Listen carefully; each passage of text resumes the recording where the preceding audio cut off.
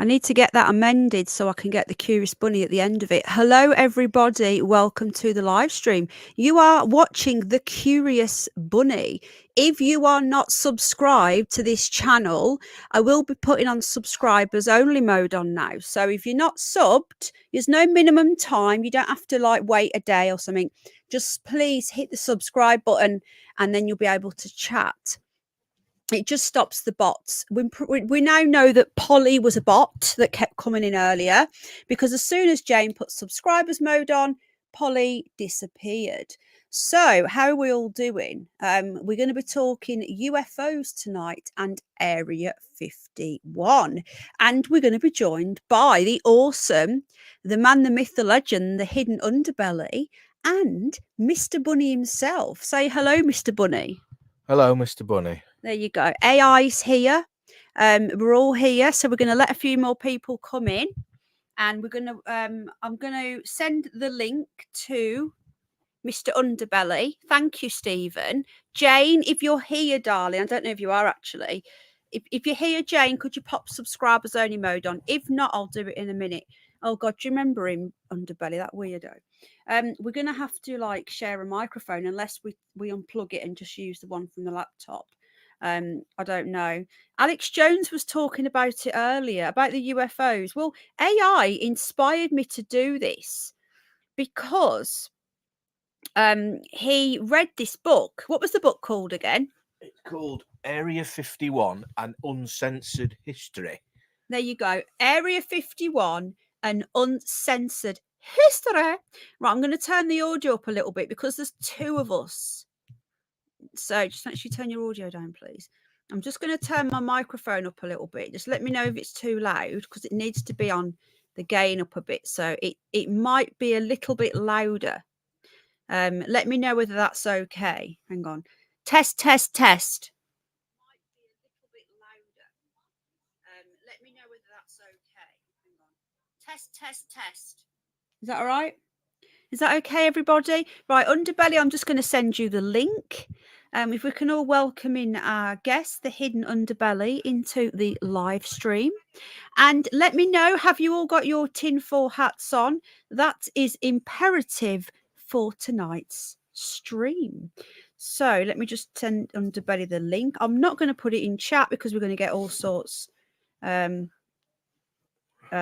clicking on the link. Now, people have asked, hello Ted, people have asked, are we going to be taking up people tonight? I don't know. We're not planning on doing an open panel. 69 watching you, Mrs. But we may decide if someone's got a story about this or about UFOs, then maybe we will take a couple of calls. So I want to welcome everybody in, and the Hidden Underbelly has the link now. So we're just waiting for him.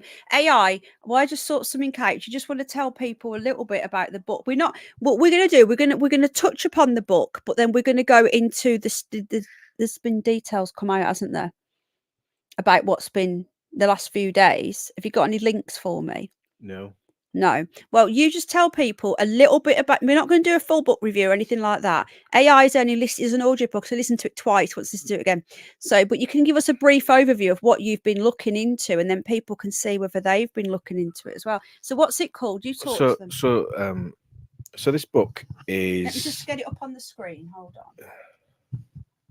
It's called what? Area 51. It's called Area 51, an Uncensored History of America's Top Secret Military Base. It's by a lady called Annie Jacobson. Now, this lady is almost, I would say she's got OCD on research. And we had people calling her shill the other day. Sorry? Is a shill, I don't know. People calling her a shill? Yeah, but they all are now, yeah, everyone's a shill. I'm a shill. You're a shill. We're all shills. Yeah, whatever. Right. That's not a... Right, yeah, okay. So, there you go. That's it. I know it is. Oh,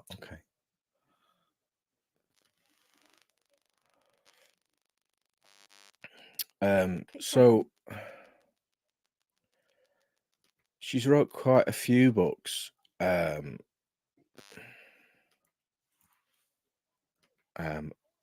Is that her there, is it? That's her, yeah. Okay, they can't see this. Keep talking. Yeah, sorry, Can't just stop she's talking. written quite a few books about Operation Paperclip, which was the what's the right word for this? The diversion of Nazi German scientific talent from the Nuremberg trials to America and the UK and Russia. Depending on who caught hold of the scientists first, you know, obviously if the Russians got you, then you went to Russia. If the Yanks got you, then Americans. We've got Americans here. Don't offend our Americans, friends, please. Right. All right. If you're going to be that sensitive, then you're going to have to turn off because I'm quite abrupt. AI does have Asperger, folks. I can't see chat at the moment. I'm just trying to get this book up. So he does have Asperger. So if he offends you, he doesn't mean to. So, she's done this one about Area 51. She's done another one about DARPA called the Pentagon's Brain. Now, DARPA is the Defense and Research arm of the government, which look into weapons and stuff. It's called it's Area 51, an uncensored history of Americans' top secret base.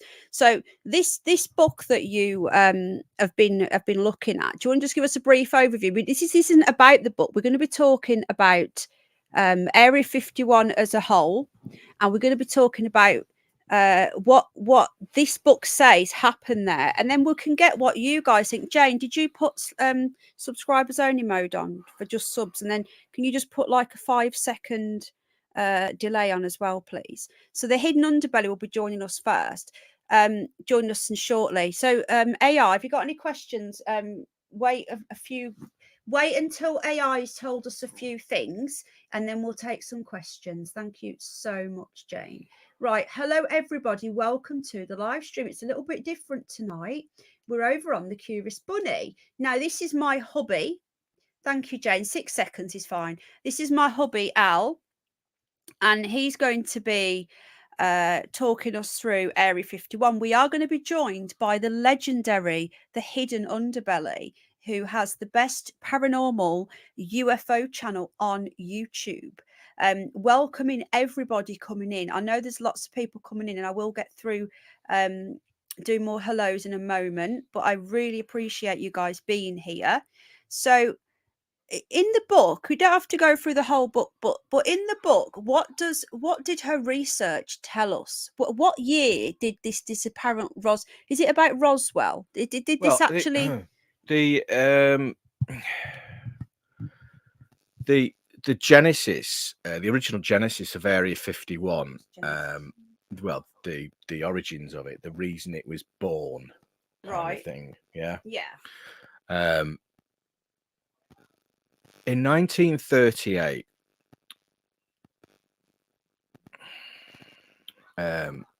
War of the Worlds radio play was broadcast in America, and it totally freaked the Americans out. So this was before Roswell, then. So this is 1938. So this is before Roswell. Before the H.G. Wells. This is it's before Roswell. This is the H.G. Wells radio play that they broadcast in a realistic way that it totally freaked the Americans out. Now this was not lost. This fact was not lost on Stalin and the rest of the world. Welcome, all right. Underbelly. This was a big wake-up call for the leaders of the world as to how a population could be controlled via information. Okay.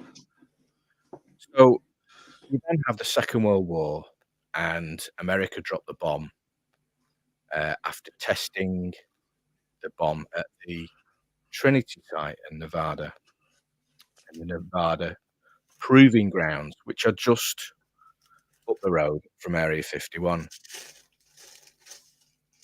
And then after the war, 1947, Roswell happens. Now, Roswell, depending on which story you want to believe, is either a weather balloon or it was a UFO landed with, you know, aliens and stuff. So the Americans, this happened in 47. The Americans are like, what the hell do we do with this? The kind of this is a new thing. This, where'd you go from here? What they worked out is that the ship was destroyed, mostly destroyed when it hit the ground. The people that they found inside, and they are people, were surgically altered, handicapped children. What, in the UFO? In the UFO. At Roswell? At Roswell. They were results of Dr. Mengele, the Nazi doctor's experiments. All right. Dr. Mengele went to work for Stalin. Right. Can I just ask you, is this what's in the book? Yeah. Is this? This, I've given you the end of the book first. Right. It's more chronologically correct. Right. Well, what I'm saying is that is this backed up by any paperwork? Is there any? Yes. There is. Can we just welcome the Hidden Underbelly to the show? Hidden Underbelly, hello. How are you? Hello. I just wanted to know, what category is this book in? Fiction or non-fiction? It's non-fiction. It's real. It's all backed up by It's from declassified CIA files that were declassified in 2007 and 2011. I just need to take us out the stream one sec. So that's the book there on the screen. Underbelly, do you want to say hello to everybody? I just need to do something quick. Uh-oh. What happened there? I'm not saying hello to nobody, man. We're smoking weed. So I can't even... let me see if I can see the comments. Oh, you're back. Well, I can see the comments. Over there. There's two of us. Stop being so selfish.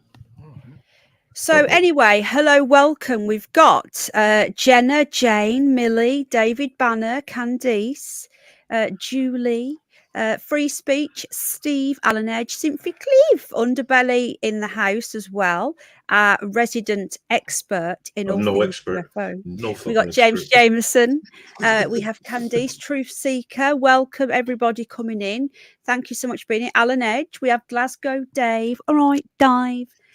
We have Mama Bear to Loki Boy. Ben Jones, Tracy's here, right? Trace, Rebecca, I haven't replied to him. I'm so sorry, I'm useless. I read it and then fell asleep. We have Rachel McGaskill. We have Sandra in the house.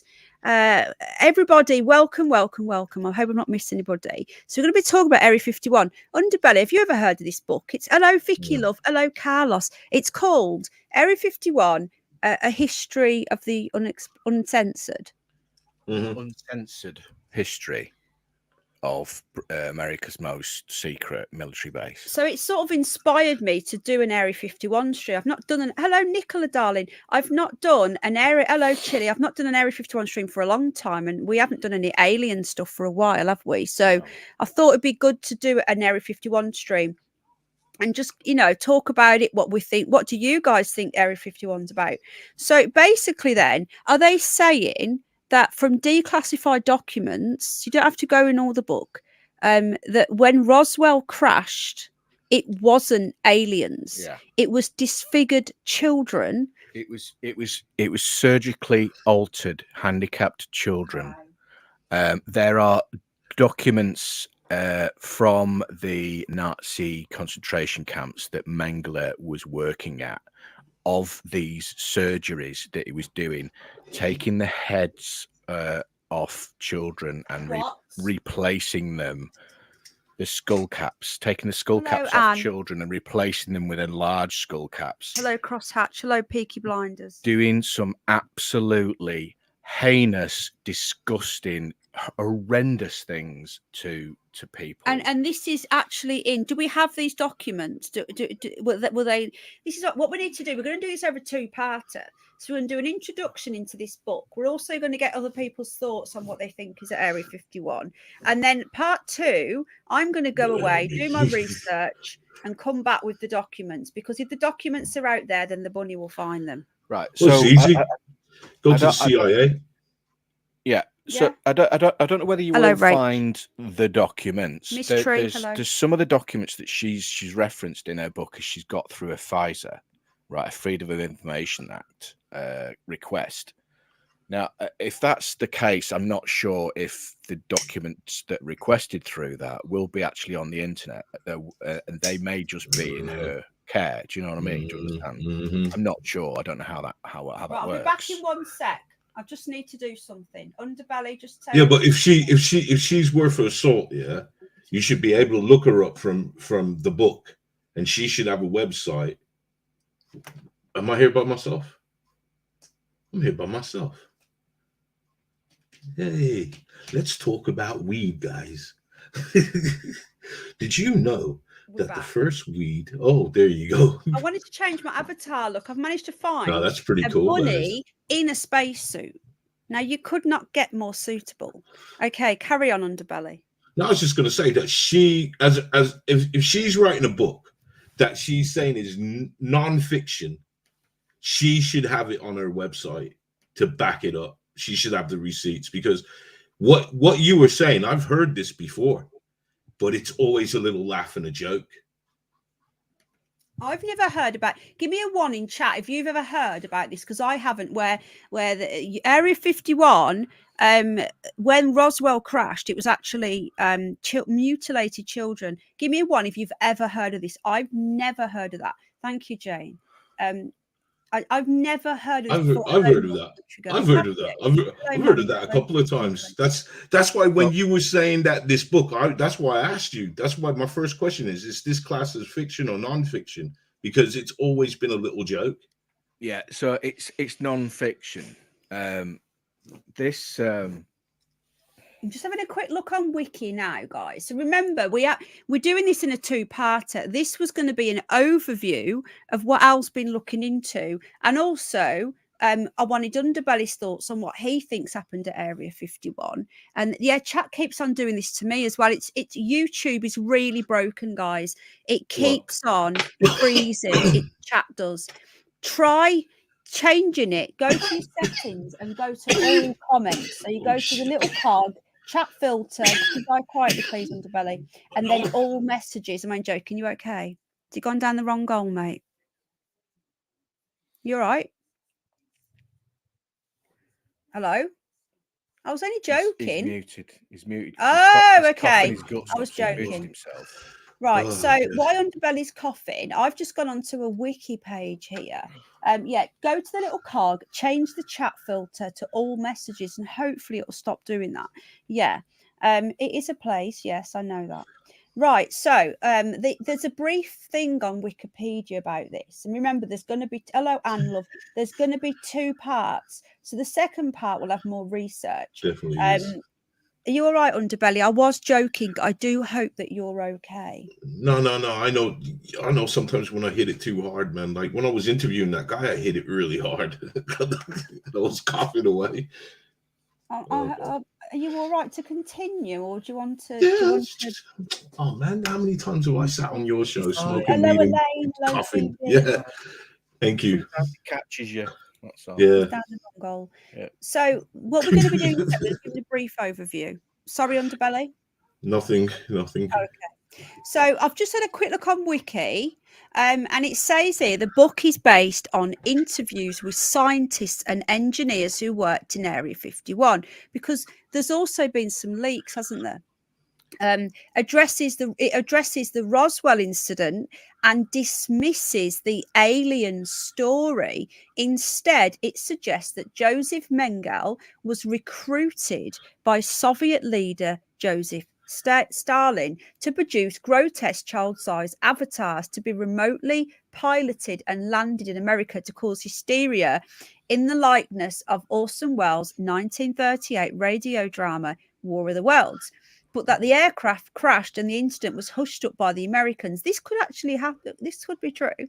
And then it says grotesquely, but similar deformed, aged around 12, under 5 feet tall, which would explain why they had big heads, big eyes.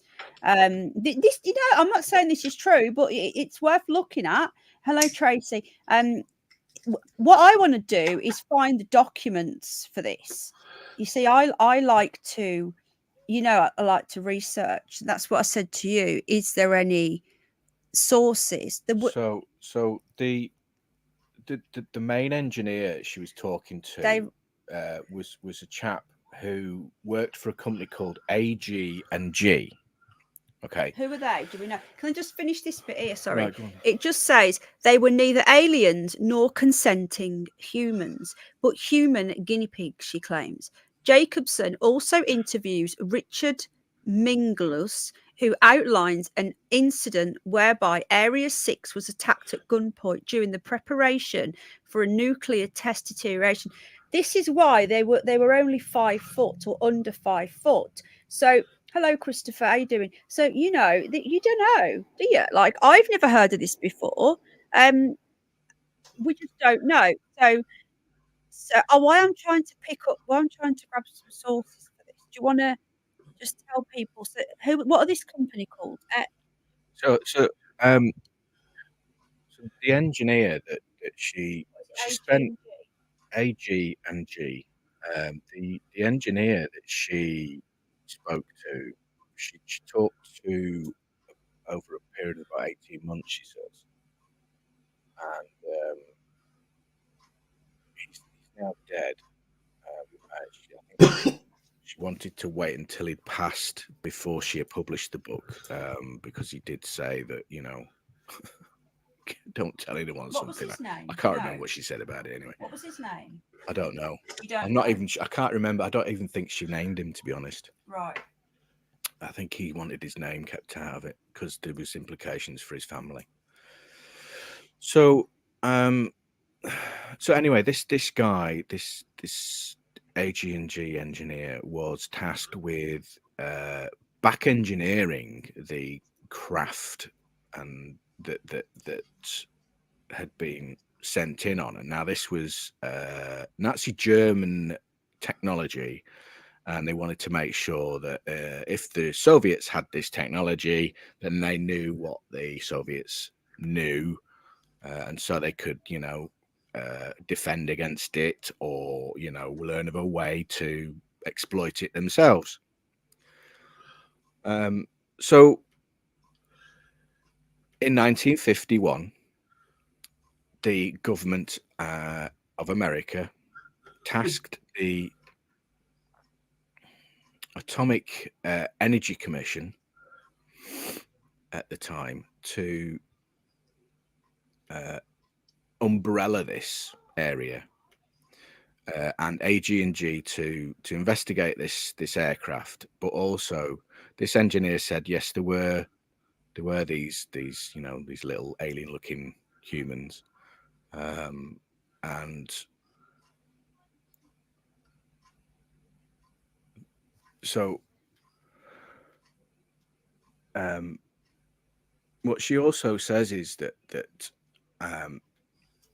Area 51,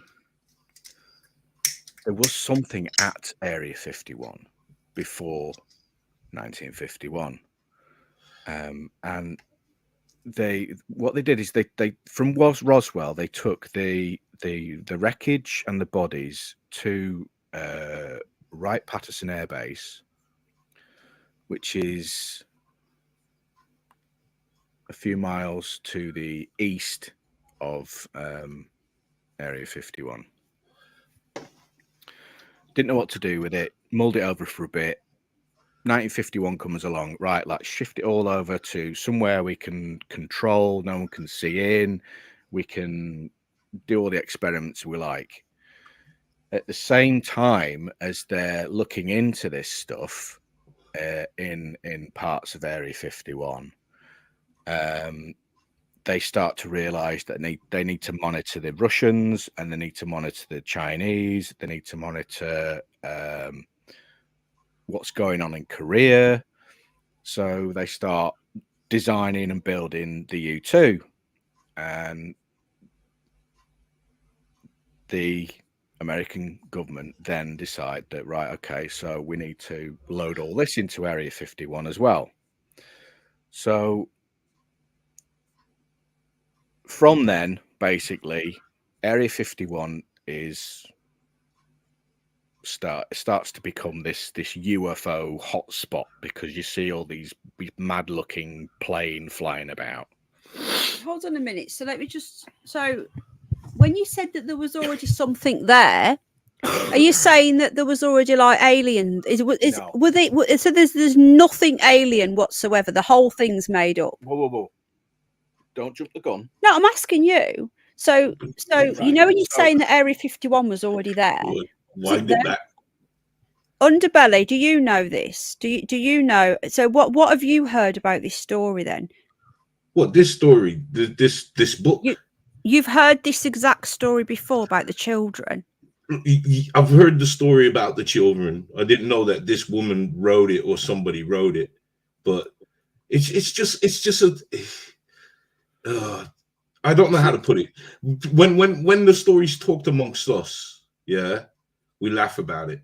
It's because why would the Americans cover it up? They would just easily say, look, some Russian spies came in. Why would they say something so preposterous as it was a weather balloon? When the initial report from the sheriff, when he first saw it and he gave his report, contradicts that it was a weather balloon. Yeah. He said it was a disc. Yeah. So why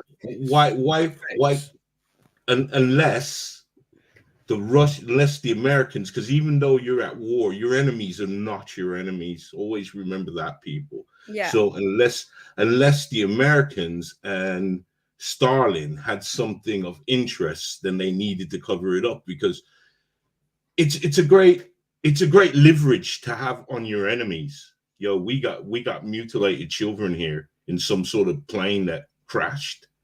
We'll show the world, man, what you're doing. And the whole world would have hated Russia, wouldn't they? Well, we know that they're all speaking to each other anyway. Now, the thing is, they probably were speaking to each other. For all we know, if this is true, let's just say if it was true, then the Americans and Russia could have both been doing this sort of crazy shit. You don't know. And they've been doing it together. Out in South America. Yep, out in South America. And they've been testing it. And then, so the Americans are like, we need to cover this up, because they're both doing it. That's what hello beer, that's what could be happening. We just don't know. See, I've never heard about this before. I always thought that the story was that these little green men. I don't know. So I don't ever believe the problem. The problem with what you said there, Mr. Belly, is that to do all that, yeah, that's fine and good, but you have to admit then to the American public that number one, you've allowed a Soviet, an enemy, yeah, Cold War baddies. The enemy has managed to get something and land it and drop it onto your land. Well, look recently. With unknown technology. But look recently with all no, Belly, no, please, no, listen. Don't argue. Don't. Let's just. You need to focus in on this specific time period. All right. Because the rules of engagement change a lot from then all the way through. Okay. So just for instance, all right, this is how it was then, right? It's not like that now. The American government blatantly have alien technology. Okay. There's literally a day ago, 2 days ago, a guy from the NRO, right, a previously classified organization with the American government. It was only declassified 10 years ago, 20 years ago, the NRO. We're running, all this sort of disinformation and covering up stuff. They're blatantly, this guy has come from them, and they've got alien tech, they've got alien ships, and we know from Bob Lazar, when Bob Lazar turned up and said, Bob Lazar saw, was it 8 or 9 UFO We don't ships? But not one picture, not one picture. No one comes to the table with receipts. You're talking about a guy who whistleblowed 2 days ago. He's got no photographs, no documents. It's all I've seen, I've been told. Same as Bob Lazar. He's seen 9 of them, not one photograph. Yeah. So, but back to your initial point, because I think you've gone off now, because you was trying to say that they would have had to admit that they let some sort of Russian tech come into American soil. Yeah.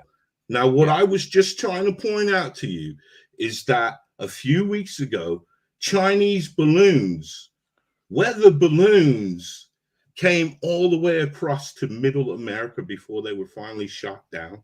Yeah. And they had to admit that.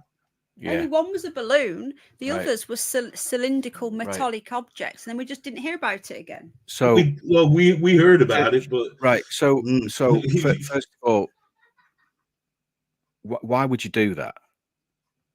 Why would you let some foreign tech fly across your country? There's only one reason, right? Maybe it got through though. The weather balloon. You're observing what they're doing. We're not arguing. We're not here to argue. You're picking up what they're doing.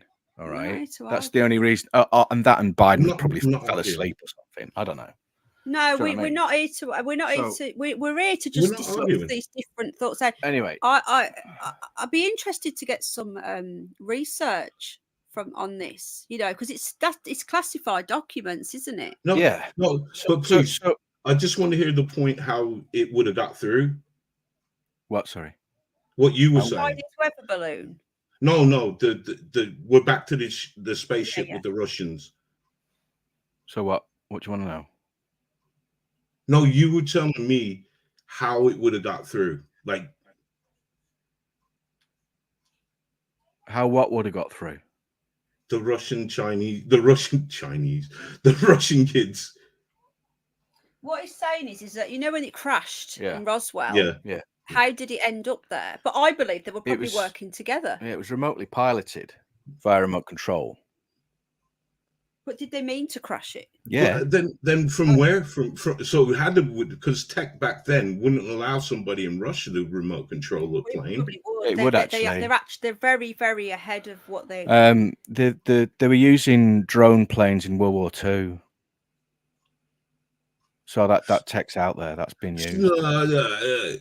I ain't heard of that. No, technology is at least like 40 years ahead. So I can believe that.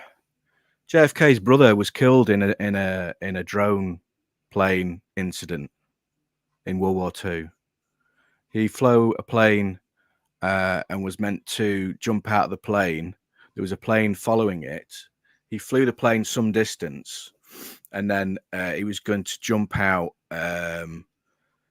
I don't know where it was, over France, and the plane was going to be remotely piloted to literally dive bomb. They filled the entire plane up with Torpex, and they were going to dive bomb this bunker, whatever it was. I don't know what they were, but they were bombing. And as he was flying it, he was about to jump out. Literally, the guys were just getting the kit on to jump out, and the Torpex caught fire and the plane blew up. But that was a drone plane, and they've been using drone planes for many years. See, I'm gonna have to look. Tesla had a remote control boat at the World Fair, right? So remote control technology has been out there for a long time. Yeah, Tesla was way ahead of now. And I think that's why they bumped him off. Hello, Cindy Turner. Hello, everybody. There's lots and lots of things. So they could easily have been controlling this plane. So yeah. So that's the theory is that they remote controlled this vehicle with these handicapped kids in it, crashed it into America to attempt to cause panic and dismay and all that sort of stuff. And then a few years later, 1951, they create Area 51 for investigating, back engineering this kind of stuff. Then a couple of years later, the CIA turn around and say, well, we need somewhere to try and, you know, try this new plane out. And the Kelly Johnson and the Skunk Works moved to Area 51 to start testing the U-2 plane. So where did the aliens come into this then, without going into too much detail? Were there ever aliens at Area 51? I suspect that there aren't aliens at Area 51, only because I agree. they're elsewhere. Yeah, I agree. Speaks to me about drilling under the ocean. Right. Well, I mean, that was a theory of mine. It wasn't in the book. It's not in the book, no. But essentially, the mountains around Area 51, the Nevada Proving Grounds, they are riddled with tunnels, and underneath Area 51, there are lots and lots of tunnels and caverns, and pretty much that's where you'll find all the research, the future research, the DARPA stuff going on. Now, you need to realize the way that stuff happens in America, it's not government run, it's government funded. So what they do is they say, right, well, here are Lockheed Martin, Raytheon, AG&G, Sandia, whoever it is they're communicating with to do a specific task. They give them the money, and then they say, right, go away. There's a bit of land. Go and do your thing. This is what we want, sort of thing. And that's what they did, basically. And that's why you get the Atomic Energy Commission, AG&G, and Sandia sort of out on Area 25, which is Jackass Flats, doing all the nuclear tests. You've got Lockheed Martin. What are they called? What's the other one called? You got Boeing. Aerospace,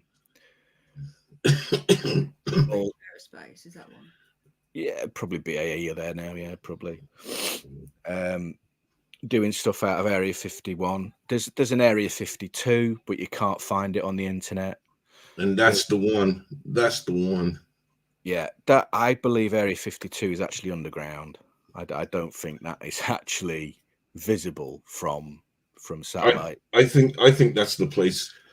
I agree with you. Area 51. There's nothing there. There's nothing there except some exotic planes that they like to put out every now and again for people to like say, "Whoa." Yeah. But there's nothing there. Area 51 is pretty much just future tech for air forces. I don't think it's anything like alien tech. Initially, when it first started, maybe because there wasn't anywhere else to put it, it was put there. But I think they soon realised that there was so much going on in Area 51 that they had to move it. Now, Area 50 is massive. It is absolutely ginormous. You fly out there on a Monday morning, you stay there the whole week, and then you go home for the weekend, right? I think she mentioned there's over 10,000 people work there weekly at Area 51.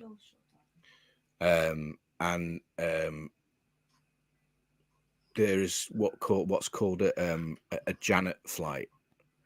Now, the Janet flights are it's a CIA concocted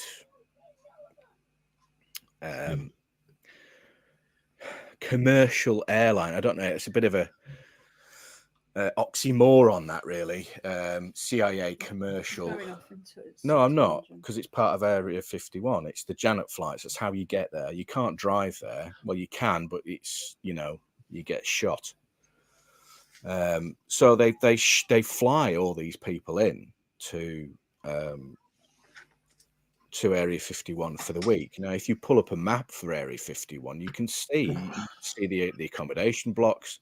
There's a swimming pool there. There's a bowling alley there. There's a cinema there. There's so much stuff at Area 51.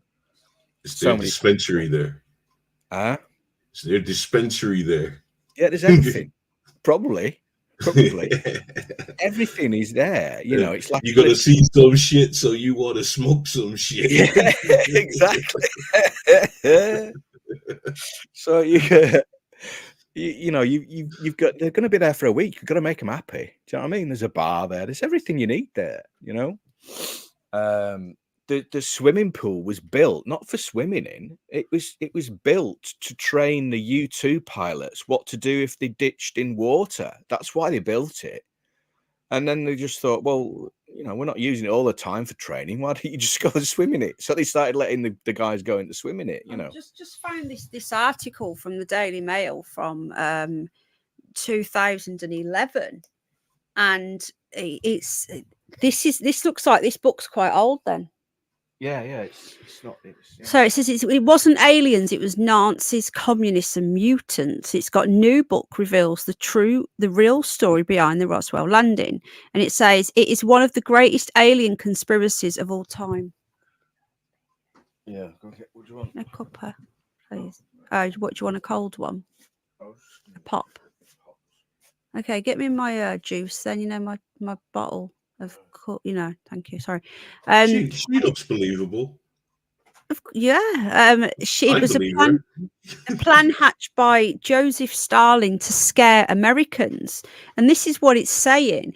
After interviewing former workers from Nevada's infamous Area 51, author Annie Jacobson has formulated a fantastical account of involving the former Soviet Union Nazi scientist Joseph Mengele and a group of deformed childlike avatars. So this did actually hit the mainstream media in 2011.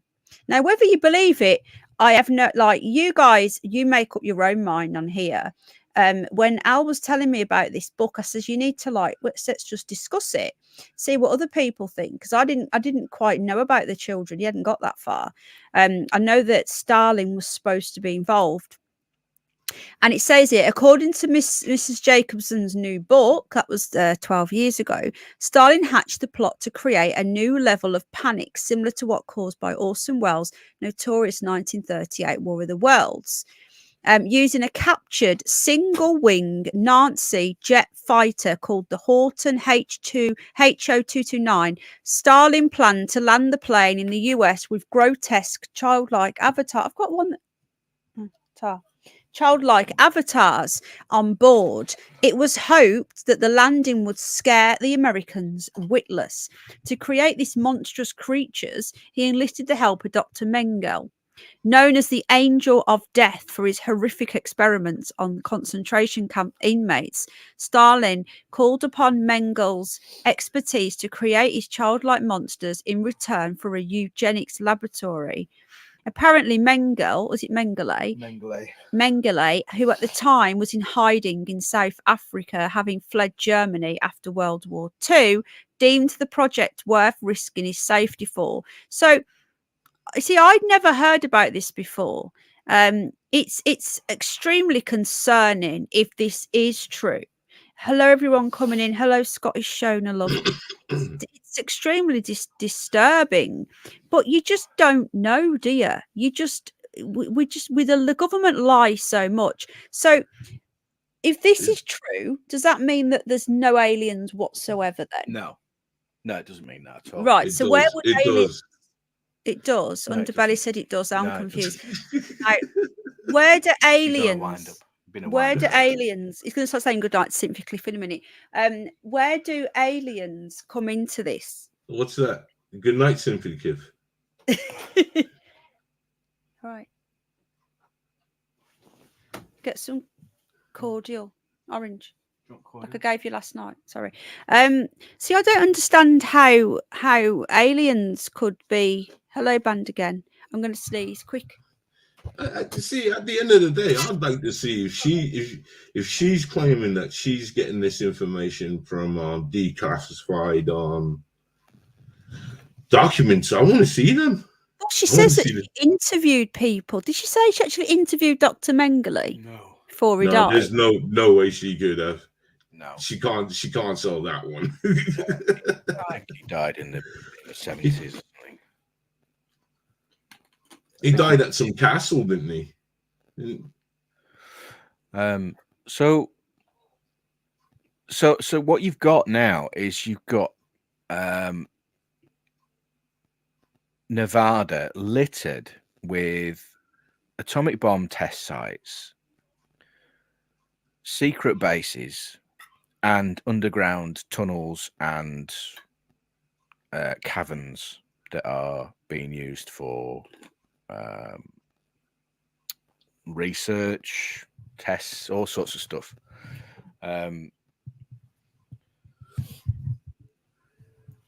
The best if you look at a map of Area 51, you can see when the SR-71, or correction, when the A-12 was being developed, they had to extend the runway, and you can see the extension of the runway. The runway is now 3.8 kilometers long, and you can see the tarmac extension to it that they had to put on for the A-12, which then was then altered, made a bit bigger, put more kit in it, and turned into the SR-71 Blackbird. And that was, of course, contributing to alien craft at sites around the area. Now, I don't know how true the Bob Lazar thing is, right? I'm tempted to give him a kind of, benefit of the doubt thing, because his life's not been very pleasant since what he said and what he did. In what way? Well, He made a lot of money out of it. I'm not sure he has, to be honest. Honestly, I'm not sure he has. I think he has. They get paid a lot of dough going on them circuits, and he's done the circuits for years, man. Yeah, well, maybe. I don't know.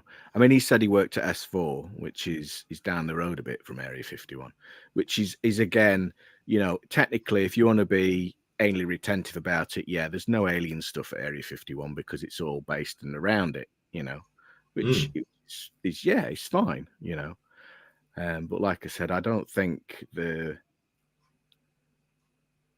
I don't know. I mean, he said he saw 8 or 9 UFOs, and this guy saying that there's UFO tech, and there's what they call the Nimitz tapes, where you've got these things flying around like I don't know what, the Tic Tacs coming out the water. What are they then? Are they? Do you believe that they are? I think there is alien craft. I think they are in the deepest parts of the ocean. I think that's where they're parking, if you want to call it that. See, can I go on? See, the ocean one is pretty interesting, because I don't know if you guys know about this, and I'm saying to everyone, there was since we like whistleblowers, there was a whistleblower on 4chan about a month ago, and he was talking about the alien base in the ocean, and he 4chan is a weird place. You know about 4chan? Yeah. I hate going on it, but Jesus, when something is popping off on 4chan, it pops off, doesn't it? Yeah. Now, This guy, he basically had a Q&A on 4chan. Asked him anything about this. And some of his answers, but basically he was saying that the base is unmanned. Yeah. It's run by some AI and it's creating these crafts. And he said that the governments of the world, not just the Americans, they all know about this and they stay away from it. Now, I was talking about it with a friend of mine, and he told me a story about when they're out in the ocean. Yeah. I forgot what he said, why he's out in the ocean, but he was telling me about this. And he said, on the charts, they have to sail around a certain part of this ocean. It would save time. And he said, you're talking weeks, it would save. And fuel just to go right across. But they cannot go across this stretch. No.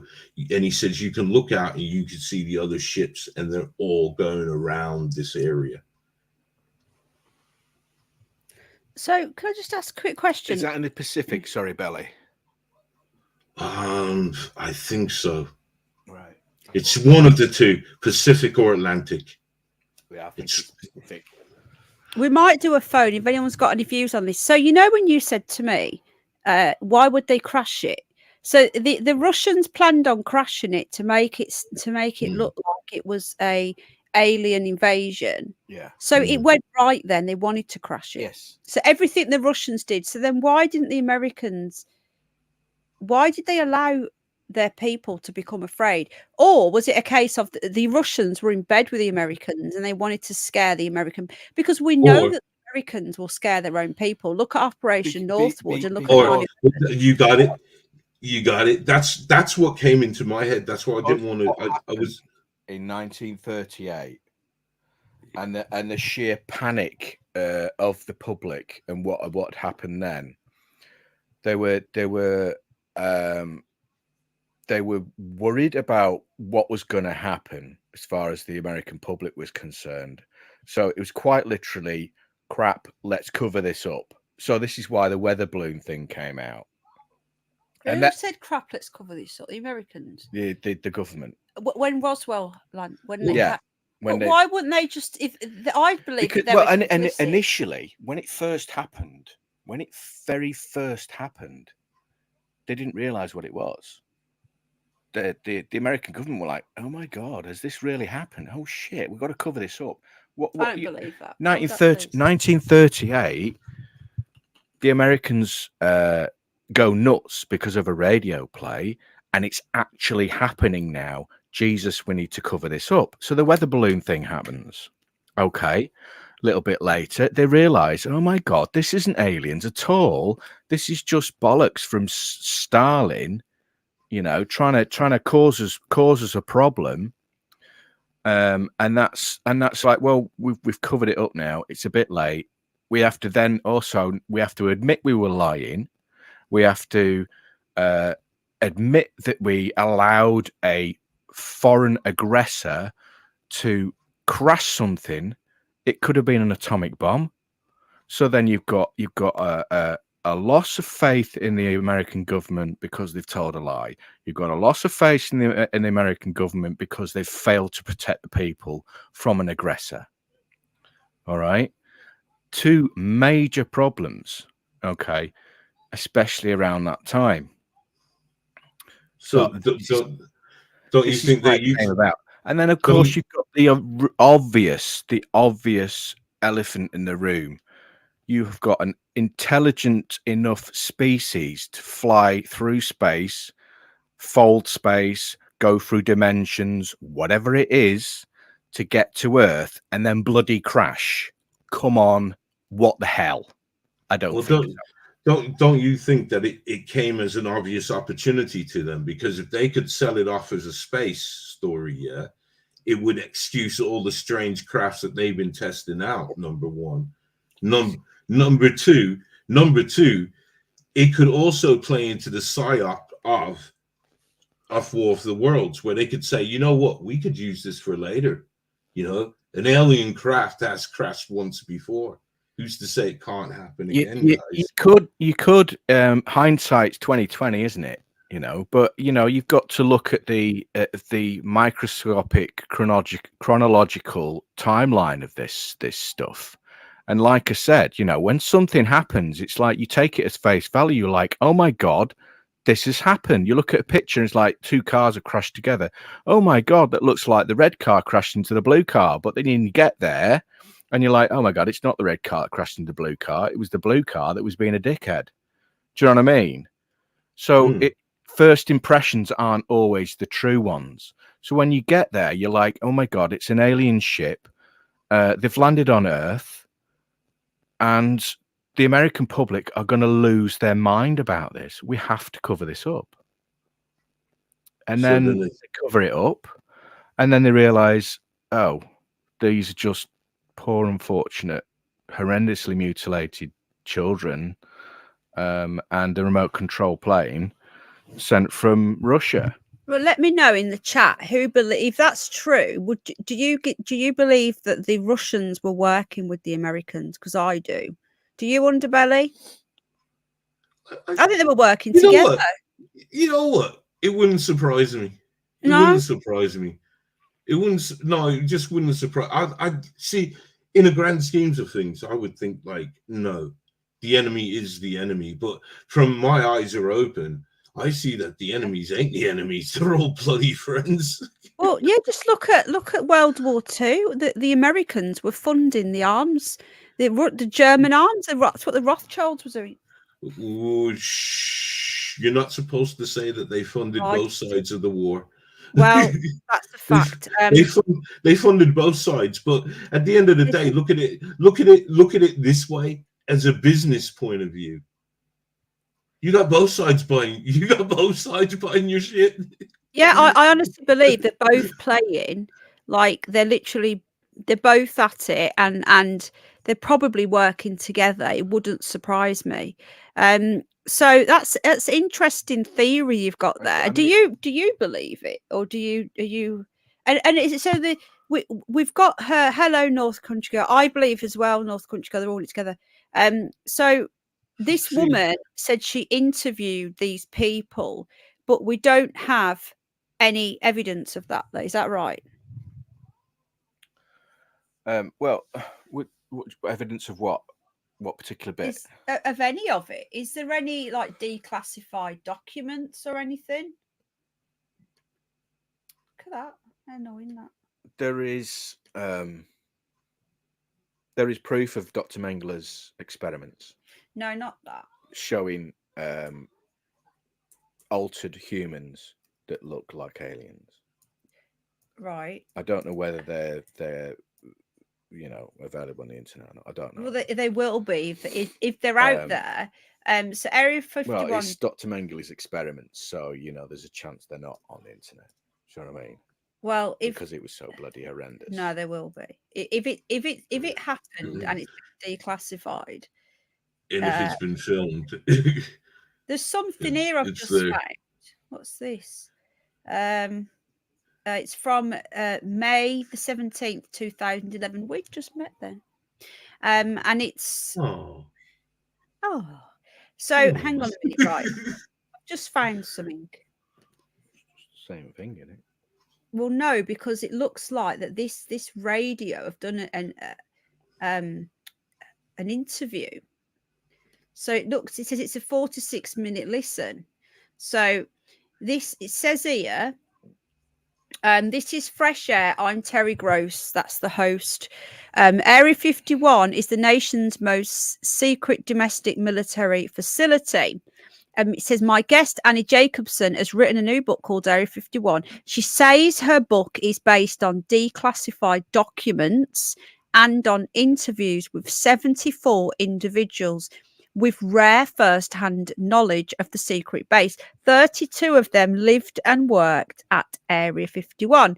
She thinks that some of the projects developed there were hidden for good reasons, others for arguably terrible ones. The secrecy surrounding Area 51 has made it fertile ground for conspiracy theorists, including one about a UFO cover-up and another about how the moon landing was actually staged at Area 51.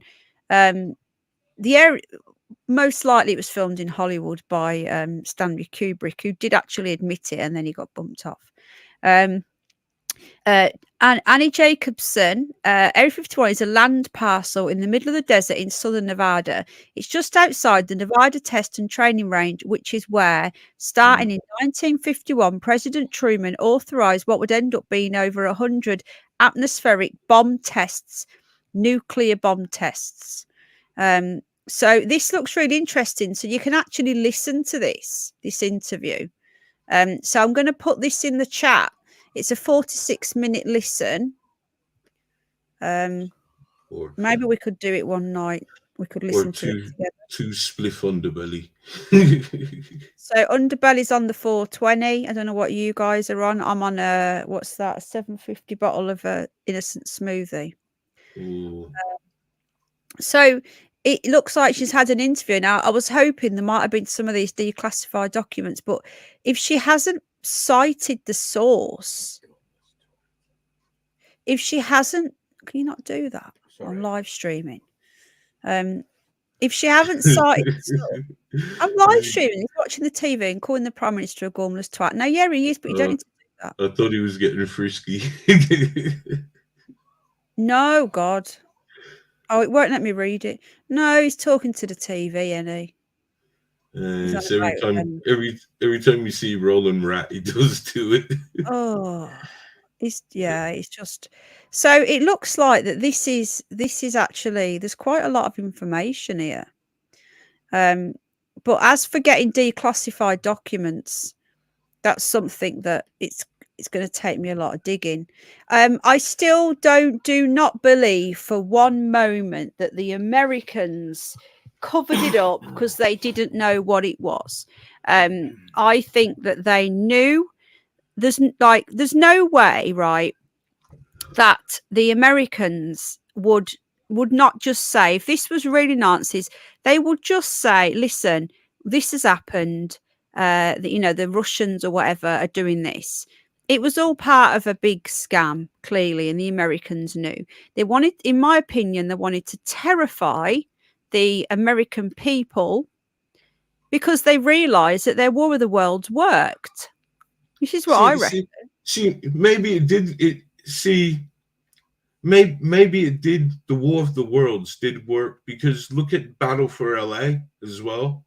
Yeah. There's been loads ever since, hasn't there? They tried to pass that off as a weather balloon, but did you see how many bullets they were firing at this weather balloon? Surely that would have came down. Surely. Have you watched? I meant to ask you, Underbelly. Have you watched Nope yet? I still haven't. That's a big no for me. Guys, who's watched Nope? I'll tell you what. The best review I saw for that is I should have known by the title. What, Nope? Yeah, Nope. It was a bit of a strange. I tell you what, I did watch last night. I watched Evil Dead Rise. Oh, go on, give me, because I think I'm the only one that thinks this. No, you're not. AI hated it. Oh, thank you. It was too woke. Thank you. Transgenderism again. Like, we don't need that. I said I'm not looking for it, but it was everywhere. So strong. In there, it was just so strong. It's there in everything. You're just noticing it now. But it wasn't even that. It was like I wrote somewhere, somebody gave it a 9 out of 10, and I said, surely we haven't seen the same movie. It was so awful. I said, oh God, I even did a 3-year-old write this? You see, I like some of it was good. Some of the gore was good. The main character was okay. But I liked her because she's from Vikings. Well, the idiot who, I don't want to get into that because it's a UFO stream, but the idiot who opened the book, now, I thought it was non-binary, but then I went and did some research, and it was apparently a girl that transformed into a boy, and it's like it's shoved down our throats. Everything has just become woke. Yeah, we're going to watch the 2013 remake tonight, aren't we? So they got What you they got watching? one of the most difficult premises for a film, right? Just You stick base and it in okay, don't ruin one it. Hi, one Mike. room. Okay, so they based the entire film in one Right, room, one apartment. basically, one apartment, and they've given it to a no-name director. Right, so that's the most difficult type of film you can make, where you've got no location, so you've got to keep it interesting. You've got one location. Most films have several hundred locations, so you can keep the eye That's amazed. what I said. Right, Poltergeist 3 managed to do it quite well. yeah. They So tried to do as that. a no-name director, there was no humor in it whatsoever. Yeah, Oh, yeah, that was lacking. The lore behind the book totally changed. All The right, book even changed. The book isn't the same. The book doesn't have a nice face on it. The Yeah. book should have a face on it. Didn't have a face and just a leaf. In case people are wondering, we don't want to go off on a tangent, but we're just talking about Evil Dead Rise, and I can't recommend it. It wasn't very good. I did warn you. I did warn you, Penny. Well, thing is, Sam you're not going to Raimi get that time back. I didn't hate it as much as he did, though. I hated it, man. But, if I paid money for that at the cinema, man, I'd have demanded my money back. I want my money back. It was not great. Hopefully they're setting up for the next one. Oh, please don't. No, because they're going to be at a cabin anyway. So yeah. Steve, behave. So anyway, so that's our area.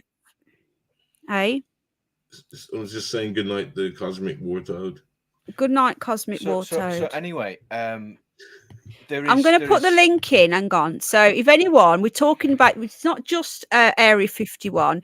We're also talking about UFOs. So if anyone's seen a UFO, exactly, Cliff. If anyone has seen a UFO, come and pop on and tell us all about it. Sorry, carry on. What was you going to say? I was going to say, since both scary. Since the I am mid-50s, since the mid-50s, they have been drilling tunnels and caverns all around that area, and they've got really good at digging tunnels. A lot of the tunnels were built for experiments, and a lot of the tunnels were built to be blown up with nuclear weapons.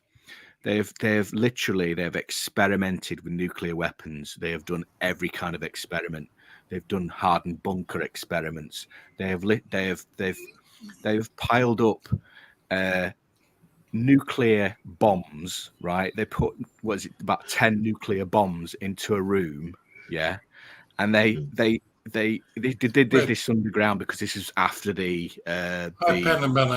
treaty that banned airborne nuclear tests. They put they put 10 nuclear bombs in this bunker underground, right, and then lit a nuclear bomb off to see what would happen, just for shits and giggles. And the stuff they did in this area was just absolutely mind-blowing. And they did it because they didn't know what was going to fucking happen. It was just absolute madness. Can anybody go there now? Or is that all?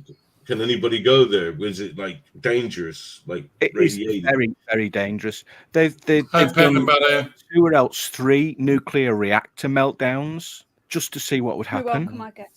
Welcome, guest, whoever you are. Hello, Peter. Yeah. Say that again, please. Hello, Penny Bunner. Hello, Penny Bunny. Hello, sorry. Is that you, Peter, in Sweden? Yeah, exactly. I'm sorry about the someone else wrote it to me. So yeah. Okay, no, you're okay. Right. So, Peter, have you ever seen a UFO? No, never. No. Never. Have you ever been to Area 51? No, never. And have you got anything to add? What do you think about Area 51? I think something happened there, of course, and I don't know. Maybe Soviet Union did something there. I think so. I think so because I don't think anything happened from out of space. So I think something from, like he said, Soviet Union. Right. So do you believe in aliens? No. Yeah. No. Yeah. Maybe. Because That's a 3. yeah. Remember to hit the like as well, folks, or the dislike if you don't because like. there can be people from other planets, of course, but I don't think they would go to the Earth, and I don't know why they would go here. So do you believe that it was all made up then? Yeah, and all is everything is in the U.S. Sorry, always in the U.S. Never China, never India, never Russia. Always in the U.S. Right? Yeah, like the movies as well. Yeah. Does anybody else? Has anyone seen it? We want people that have seen a UFO, or people that've got a theory on Area 51. I got a theory. Wasn't there a guy called Jack Parsons? Hello, John. Peaky Blinders. Good to see you. Sorry, carry on, Underbelly, and then we'll get John's story. Penny. Yeah. Wasn't there a guy called Jack Parsons who helped develop the rockets? I don't know. Do you remember we talked about this before? Yeah, and it had something to do with Aleister Crowley. Now, wasn't he he was doing some sort of magic? Yeah, it was part of the circle. We need to do more on this. Wasn't he involved with Area 51? Yes, they were all involved, and we never did our part 2, and we never did it because Easter happened. So couldn't I throw a quarter into this? My quarter's just as good as any others, and say maybe Jack Parsons was messing around about Roswell and might have opened up an interdimensional portal. Well, Aleister Crowley and his circle, the magic circle, were actually doing rituals in that area, in the Nevada desert. Have you heard of Jack Parsons? No. No, he's invented the rocket. Sorry? He invented the rocket. Right. Hello, John. Peaky Blinders, welcome to the live stream. Hello, Peaky. You're all right? How you doing? Good to see you. First time. Yeah. Have you seen a UFO? I haven't seen a UFO, but I'm kind of like an abductee. Oh my goodness! Right, okay. Uh-oh. So it's the first few years ago. It wasn't butt stuff, was it? You didn't get probed, did you? No, I don't know about that. No Vaseline. No, okay, sorry. But the thing is that people who saw it when they were young, kids, and they never forget it. I mean, right? They always remember it.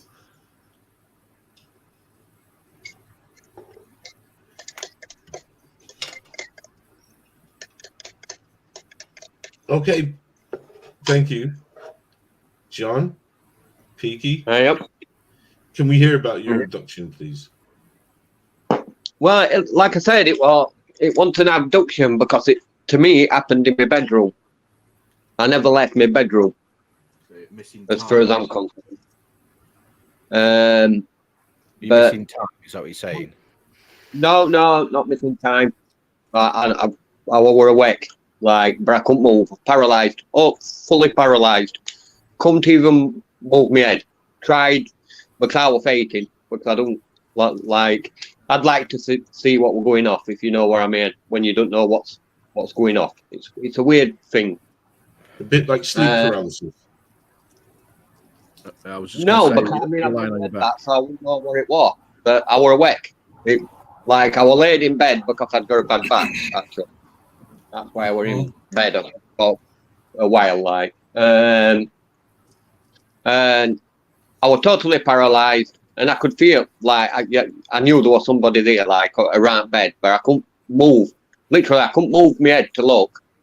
Couldn't move. And then I felt the injection going, but that's all I had explained it, because that's what it felt like. And then not long after that, gone.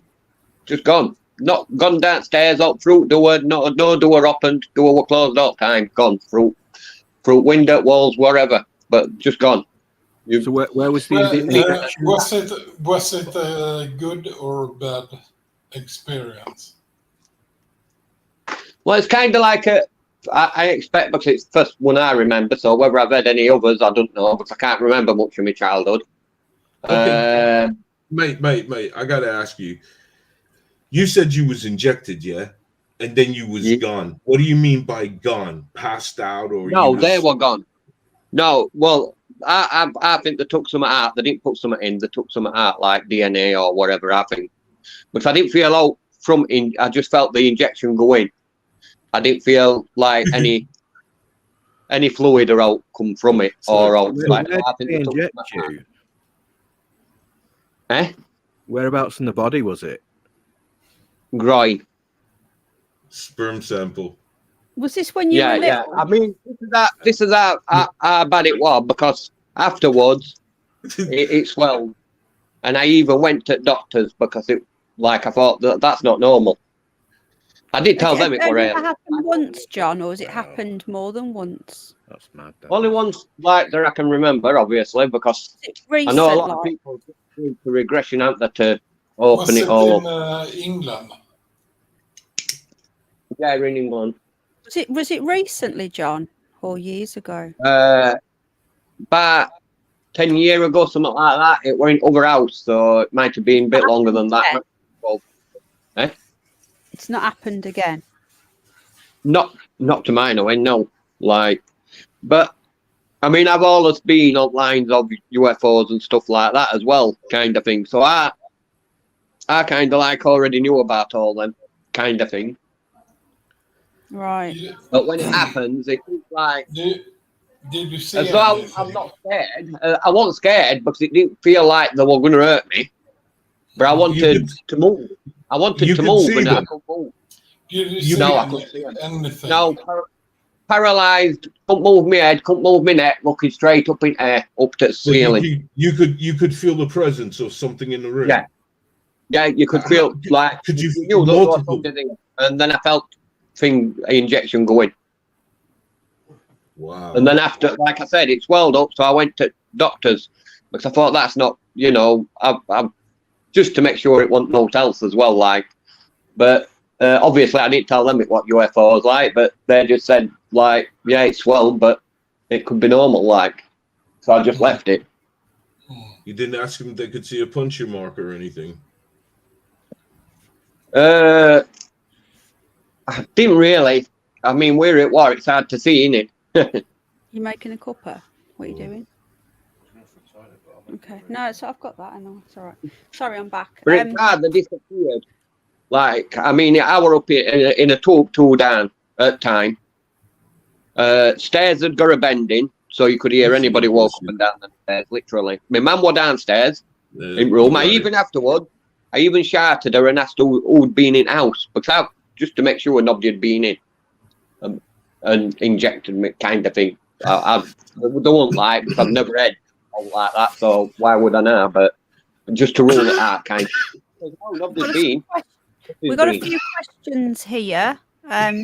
So Mike Knapp asks, was there any smells or aromas?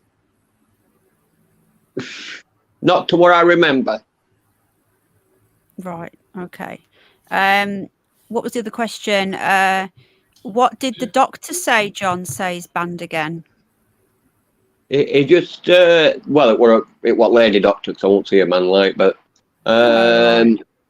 yeah, she just said that It was swelled, but it could have been normal, like kind of thing for some reason. I don't know whether that is normal or not, but I mean, it still is large. I'm sorry to ask you, but did anyone died before that incident? Not just before, but obviously, I mean, yeah, I've been, you know, at that time, my dad had died years before. And then family members even before that, not close family members, but like cousins and aunties and uncles and stuff like that. Everybody going to have somebody that passed.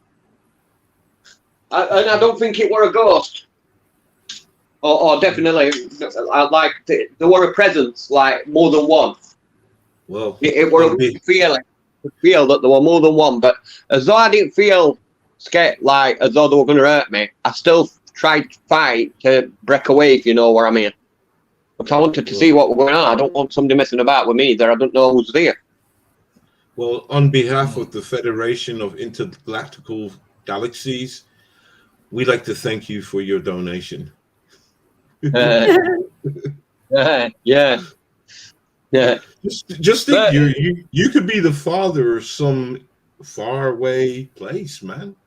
You could You'd be. I've just heard a think few people mention this though. A few. I've had a lot of people mention. Normally, it's the other way around. About Well, I hybrid normally- babies. Have you heard about these hybrid babies? Yeah, I've heard about. I've heard about women that reckon that they've had that they've given birth. We used to have somebody to come in here. I'm not sure if she was the full ticket, I'm not going to lie, but she was a bit bizarre. Do you remember her underbelly? Leslie, the one that used to float off. Well, she said that she'd had 7 babies. Get off the edge. I have seen documentaries before where they've lived at, like, mainly in America, but they like live in high-rise. We call them something else, but high-rise flats. And then windows. They've took them out at windows. They've took them out at windows. That's their testimony under what they call it. I've seen loads of documentaries like it. Do you think that you were taken like on a craft, or do you think it just went to a different I'm not 100% dimension? sure because I only could see up and it looked like white, like everybody. Most of the ceilings are white. Everything and that's all I was could white, see. yeah. White. Yeah, all I could see were white, but I felt like I were in my bedroom. Now, whether I were or not, it's hard to say. Because I didn't have hotels. They didn't do no hotels. They didn't. I kind of think that they did something of, like, whether it were a strap or something on my head, but I'm not 100% sure whether they were holding me down or. But it felt like somebody were holding you down, but they were nobody there, if you know what I mean. Because you can't move. You're paralysed. Literally, I've never been paralysed before, but that was literally paralysed. I couldn't even turn my eyes to see outside of me, to see who were outside of me. It was weird. Very scary. Yeah. Has anyone got any more questions for John? Al's just gone in the kitchen now. I don't think he's got anything he wants to add. Rebecca's demanding that John takes a lie detector. I have a very interesting. What? Rebecca wants John to take a lie detector. She's demanding it. She Would you take a lie detector, John? Stick one on me if you want. You're paying for it, though.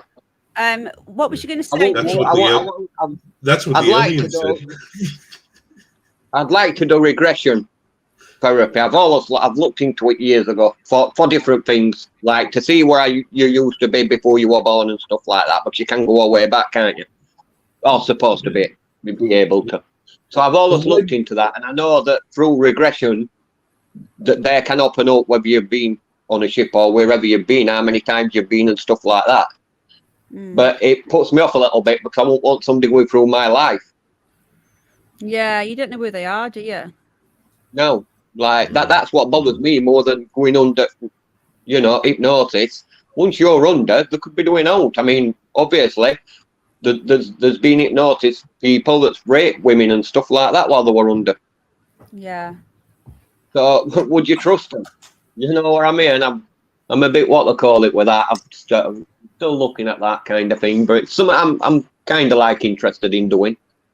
But and then paralyzed thing I've heard before. Like since it happened to me, I've heard it since that it seems to happen to a few people that they're paralyzed when they get cut or whatever happens to them.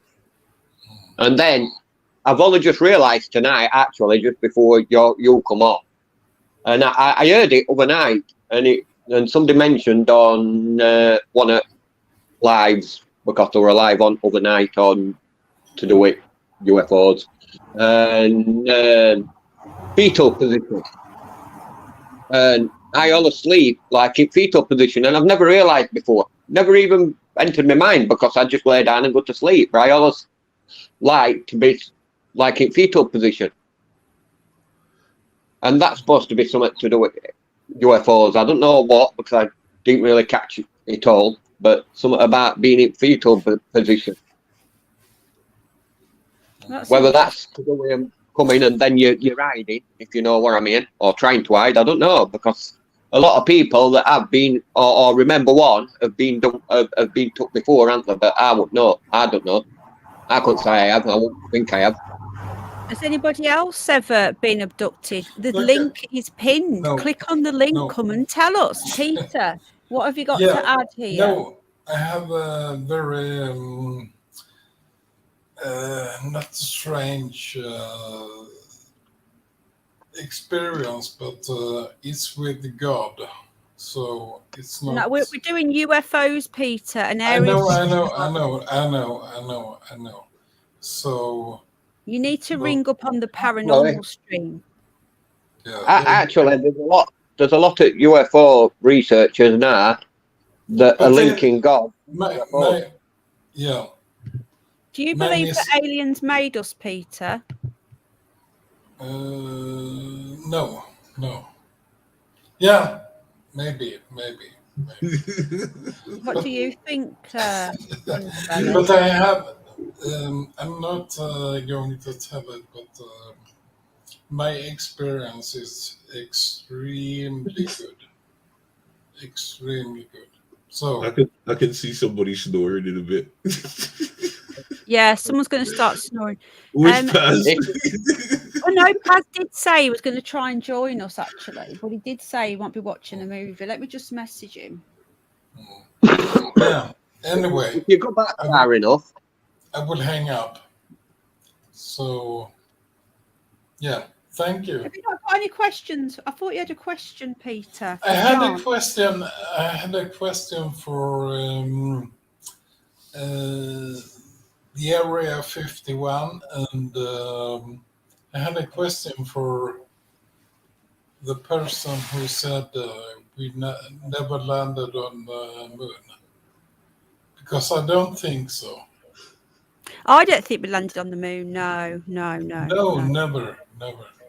Paz is watching. He told me earlier he was watching one of the Harry Potters. He's got into the Harry Potter movies for the first time ever, and he's on like on what number he's on. So on Netflix now, aren't they? Yeah, so he's promised his missus. He says he'll see what he can do. But I've just said to him, I says, Paz, have you never been anywhere with Paz? Yeah, that's a good point, actually, the Travis Walton story. Who's heard of that on the panel? Peter, have you heard of that? No. John, Underbelly? I just wonder about 51. Is it Travis that disappeared in woods and then reappeared miles away? Yeah, Fire in the Sky, yeah. Later. Yeah, it's him in woods, isn't it? Woodman. Yeah, Fire in the Sky. Someone said earlier that they seen a UFO and it was at Rendlesham. Who was that? Can that person call in? I don't know who said it. But the thing is, we get people going, "Oh, you're going to do a call-in show? Oh, I've seen a UFO." You do a call-in show, and they never come in. They never come up. Hello, Code. They don't want people to say that they're nuts. I mean, I just laugh them off, like, so it don't bother me. But that's what it is. But if you go back to earlier, of whether they made us or not, I mean, all you've got to do is go back to Mayans and pyramids and even Stonehenge, hundreds and hundreds of years ago, we didn't make them. It's impossible we made them. Well, apparently, couldn't even Stonehenge is it you? Well, I join. have to go. Come on, I have to go. Timu. Sorry, but can you tell us more about the moon landing? If We didn't do if the- you we didn't know, do the moon if you landing. know, I would put everything. then Coyote. YouTube It took place in Annabelle. it took place in 1969. Yeah. There was 4 astronauts. Heard about Yeah. that SL-99. Me too. He nicked my research, but he did actually call me out. He did actually big me up. So he didn't ask me. He did nick my research, but he did thank me. So I've let him off. Carry on, Underbelly. I knew people would nick it. I was just making it up because Yeah. Yes, that. Do you know what, Rebecca? That is a really good topic for a live stream. That is a brilliant idea, love. Have you ever heard of this one, Underbelly? The of course. I watched I the will. film. I watched the movie when they found the aliens in the side of the mountain. It was Was brilliant. That movie Was that when they went like kind of underground and It was a found footage one. They got lost. Yeah, I like that. It was pretty good for found footage, Yeah, wasn't it it? was like 2013.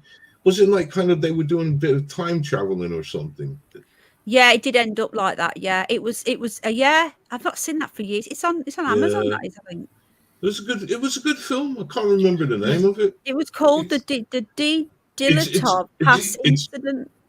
It's very strange that Soviet Union put up a dog in the sky, and they let American pretend to go to the moon, right? Why did they do that? I don't know. I don't understand that. Right. I think, Rebecca, I think that would be a really good one to do as Devil's Pass, it was called. Devil's Pass, the Ditalov Pass Incident, 2013. Me and Al watched that. That's worth another watch, that one. Do you remember that, AI? Underbelly, would you like to join me on that stream or investigate it? I would. We'll do an overview of it and then of what it was, and then we can look at different theories. But that movie has nothing to do with it, though. Well, the movie. Well, we can still make. Wasn't it a movie? Wasn't it a movie about them investigating the story, kind of thing? It was a movie that was based on true facts, but it was them giving them an idea of what it could be. I used to do a lot of movie nights, but I just kept on. It just kept on taking me down. It's a really good. It's good. So we've got Kimmer U. Hang on, Kimmer. Let me just get your account up, love. It's Kimmer RP 2.0. They seen the Rendlesham. Sorry, Bunny, I have to go. Okay, Peter. Have a nice evening. My love. Lots of love. Take care. Bye-bye. God bless to Sweden. Bye. Bye. So, do you know how to leave? Does he know how to go? Let's see. The aliens got him. The aliens have got him. This person's seen 3 UFOs at Rendlesham. I would love them to come on. Hello, Paul. If you click the link. Hello, Paul. Click the link that's pinned, and then you can come through. Is that okay? So, everybody that comes on the panel, Penny always asks them this question. Do you 420? Well, not always that one, but do you Paul, John, what's your name? Sorry. John, Peaky Blinders, do you 420? Take care, Mike Knapp. Big up Wales. Do you 420, John? He's 420. Is it John? He's gone. He's gone. Oh my God, he's been abducted. Hello? They Oh, there got you him. are. I would love to join you. Will I be able to? Yeah, all you have to do is click on that link. Are you on your phone? There's a link that's pinned. I'll put it in again, right? You just click on that. And then, oh shit, I've pressed the wrong bloody button on my phone. You click on the link and then you just follow the instructions. Whatever happened to Gary? He must have got really offended when Paz fell asleep. He didn't come back, did he? You would have fell asleep today. He would have. I think you're right.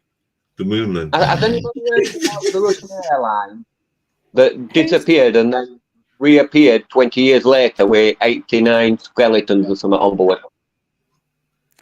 Oh, what? Sorry, an airline. Yeah, it took off from, I think it was from Russia to somewhere, I don't know if it was Brazil or somewhere like that, and it disappeared. Yeah. Like the plane had crashed, obviously. And then about 20 years later, it's supposed to have reappeared and there were all skeletons still sat in the seats and landed at airport. Yeah, I've seen posts on it, but I've never heard of it before. But at the time, it weren't press at the time. There was some press, what they call it, but there's people looked into it and there's not much information because they did cover it up, obviously. What could they do if it did happen? What would you do? When did it say? Do we know when this happened? Is it recent? It does say, it did say, but I'd have to find post. I'd have to find post to exactly. It was something like. Are you South Yorkshire? 69 and it reappeared in 89 or something like that. That sounds like that manifest. That's crazy. Are you from South Yorkshire? Yeah. Yeah, I thought so. Got family there. Yeah, I'm from town. They're from Sheffield, I think. You sound like them. Oh, no, we're not from D-Daz. We're not D-Daz. What does that mean, D-Daz? Oh, I'm only calling football team D-Daz. That's it. It's just a bit of fun. Okay. They are a bit different to us, but not much. Nicola, welcome to the live stream. Are you the lady in Spain? I am. Hey up, everybody. Good evening. Hey up. Hey hello, up. love. Hey up, Chuck. This is Nicola. So all you have to do, Don, is close down your, if you've got any tabs open, if you've got the YouTube tab open, you have to shut the tab. Otherwise you end up with echoes. I can't hear any echoes. Brilliant. Okay. So have you seen a UFO or have you got any thoughts on UFOs? Yeah, I have actually seen a UFO here where I live in Spain. So I'm not going to actually give my specific location. And my fella, he has as well. So it was about 6 years ago. 7 years ago, he saw one and I missed it because I was reaching for the lighter. We're both sat outside. Anyway, the next year, every time I went outside, because I was so annoyed that I'd missed this UFO. Let's ask you, when was this? Sorry, was it long time ago or recent?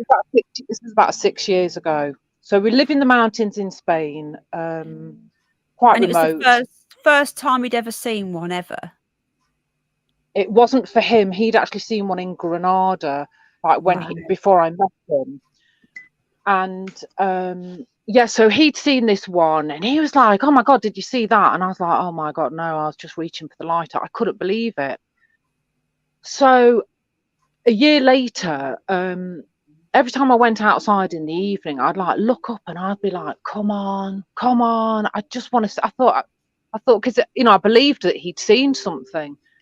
So this one particular evening, I went outside, it was about 8 o'clock and I think it was in May.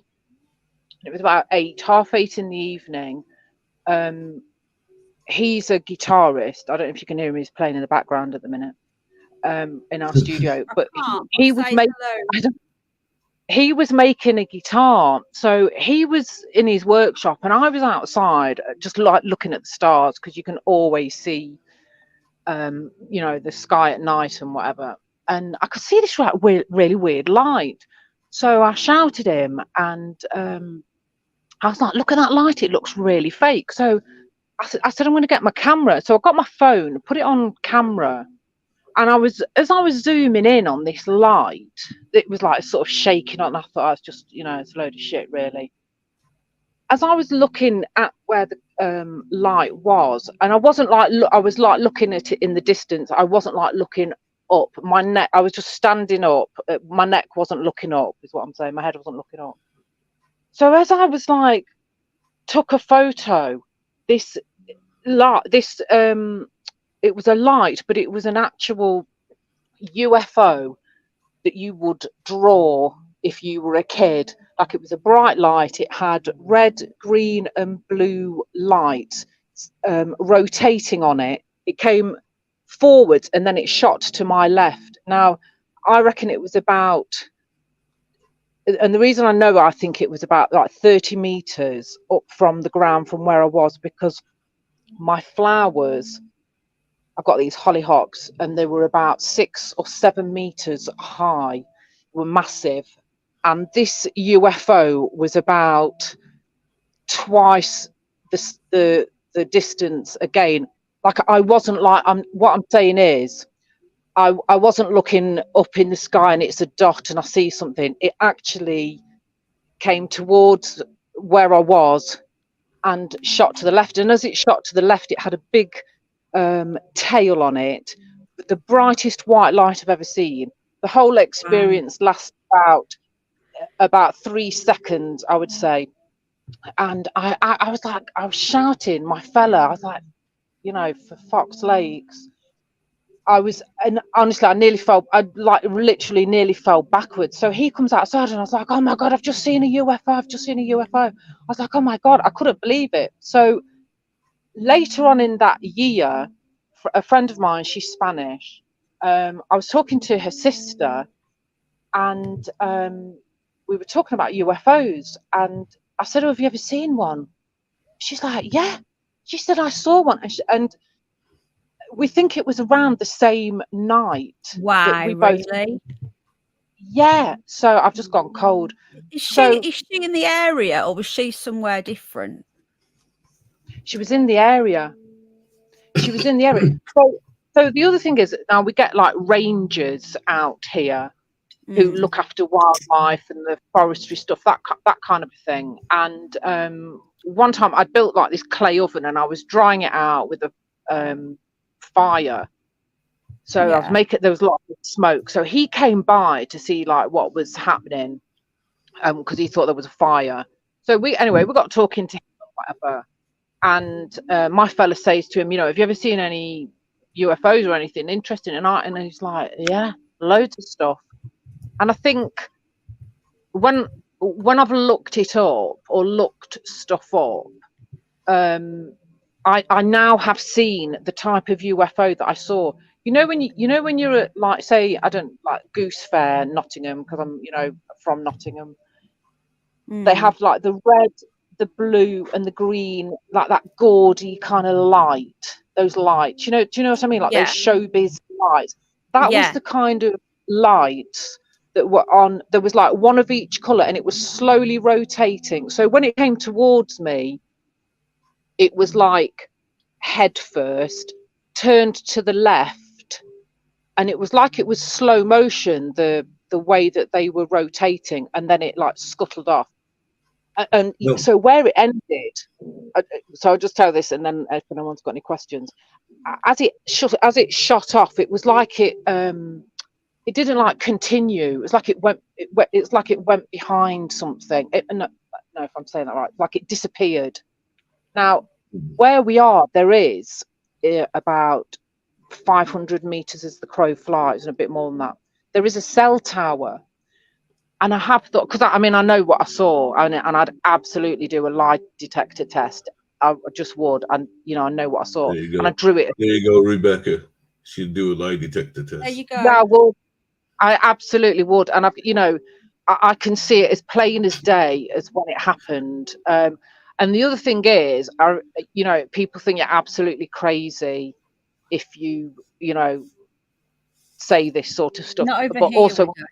we're all a bit mad. Yeah, So yeah, so if anyone's got any questions, I'm willing to answer. Okay, I got loads, man. I I got just want loads. to say thank Okay. you for coming up, first of all. Sorry, Andre. I just want to say thank you, Nicola, for coming up and giving us that, because a lot of people, it's quite nerve-wracking, especially when you think people won't believe you. But I can tell you now that we've all got our tinfoil hats on over here, so you're in a safe place. Sorry, carry on, Underbelly. I think that's an amazing story, but carry on. Oh, did you take a First of all, photo? Did you say you took a photo?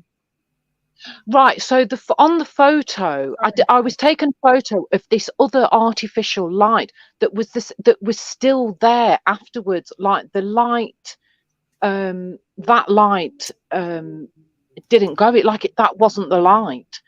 And I'd also say at which I've forgotten about, I'm just remembered at Christmas. Both my fellow and I, we saw like this orange glow light that was. It wasn't one of those lanterns or anything like that. You know, I'm not saying this, but you know, there was a light that we saw just hovering and glowing orange, which was really near us. And also when COVID first hit, we saw all those. I don't know, it was Elon Musk's. I mean, I'm not really a believer in the satellites, but it was drones or something going over us in like triangles. That was incredible. But anyway, let's just get back to the UFO. Yeah. Was it the same one as what your partner seen when you described it and when he described his? Did you both describe the same thing? No, he described like a light that like shot across. Now, on the one that I saw, it had a light that shot across behind, a tail, and that was like it was like a blue white light. It was so white, but no, he didn't like I say, it was like if you were to draw a spaceship as a kid, and you've got like that dome shape and the disc. It was just like that, but it had that. And that's what red. and that's what you could see. Yeah, absolutely. I mean, now the thing is, and this is going to sound. How big would you say? How big would you think it was? Would you say it would have been? I would say, from the part that I could see, it was about. Let me just think. About 7 or 8 meters, because it was right near. So these flowers, these hollyhocks, were like about 7 meters, and it was about twice of those again. But the whole thing, I mean, it wasn't like it wasn't massive. It was like, say if like you got like a medium-sized one. It wasn't small either. But what I was going to say was, so from when I didn't see the one that my fella saw, and I was like asking, honestly, I was literally asking every night I went outside, I was like, come on. And when it came, because it was so near to me, it was for me. And when it like shot across, I didn't feel any, I felt like it was waving. I felt like it was, I know that sounds crazy. I just felt like it was, waving at me. But it was so near. That's why I'm saying it, like it wasn't something that was up in the sky. It was 30 meters up, and from where I was, it was about 50 meters. And I know that because I know the fence. What time was this?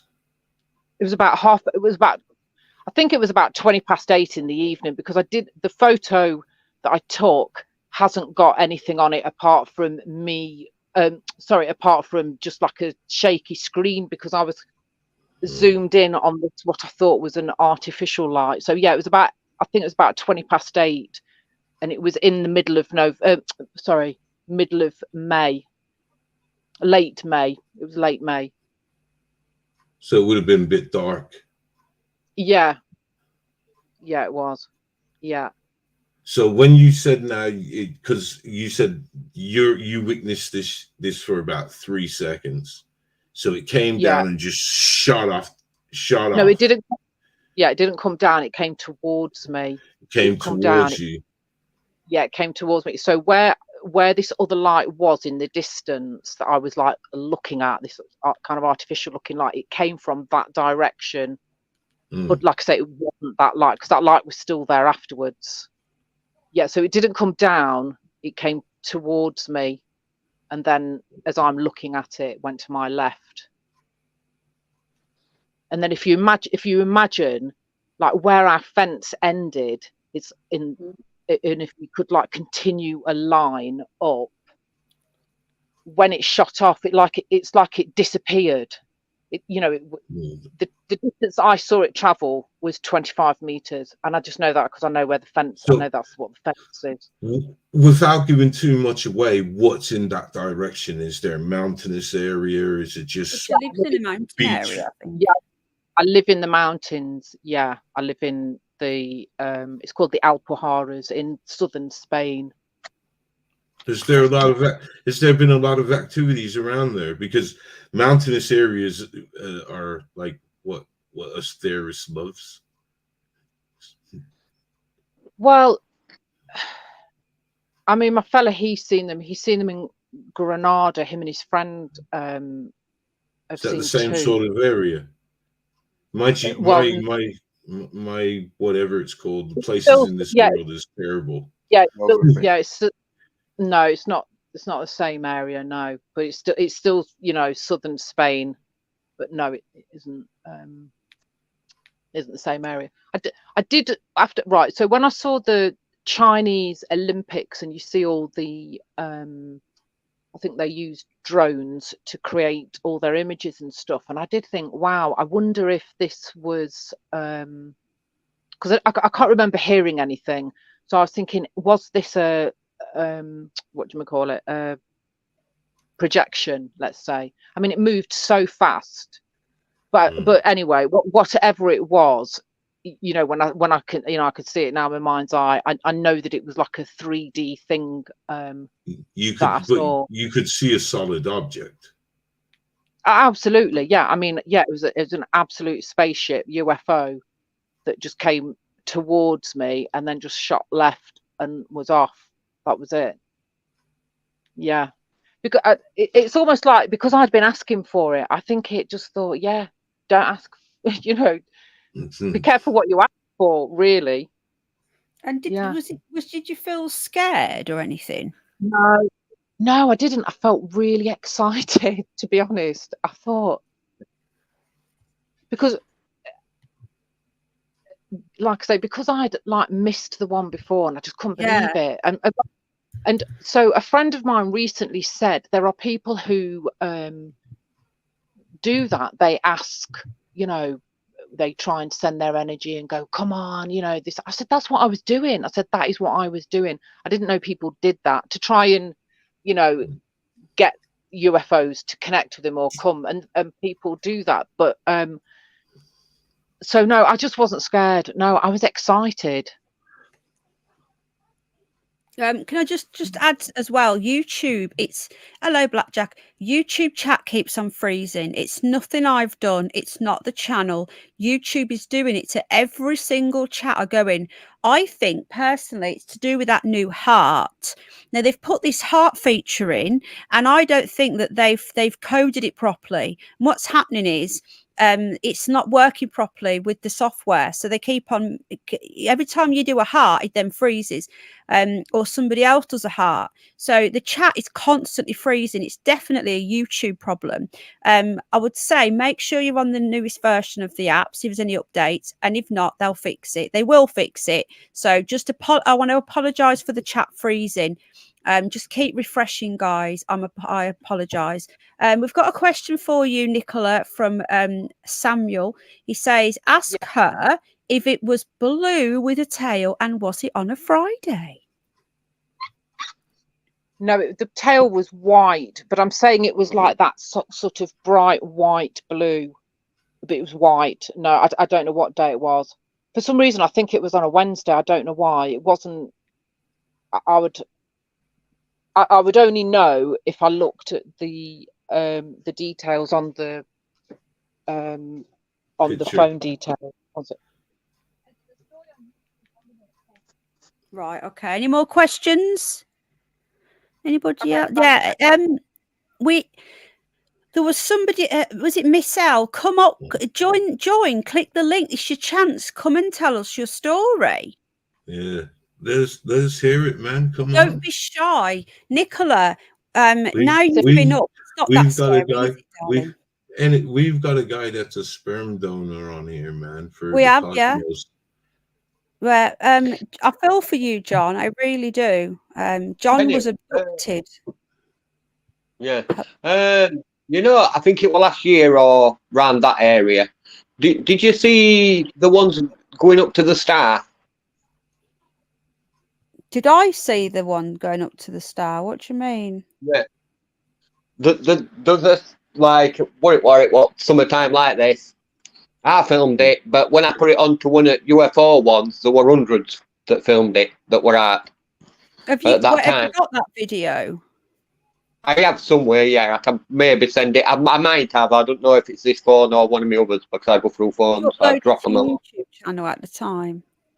But it'll be on UFO, what they call it, group on Facebook, most likely on one of them. Well, it were on them all, actually.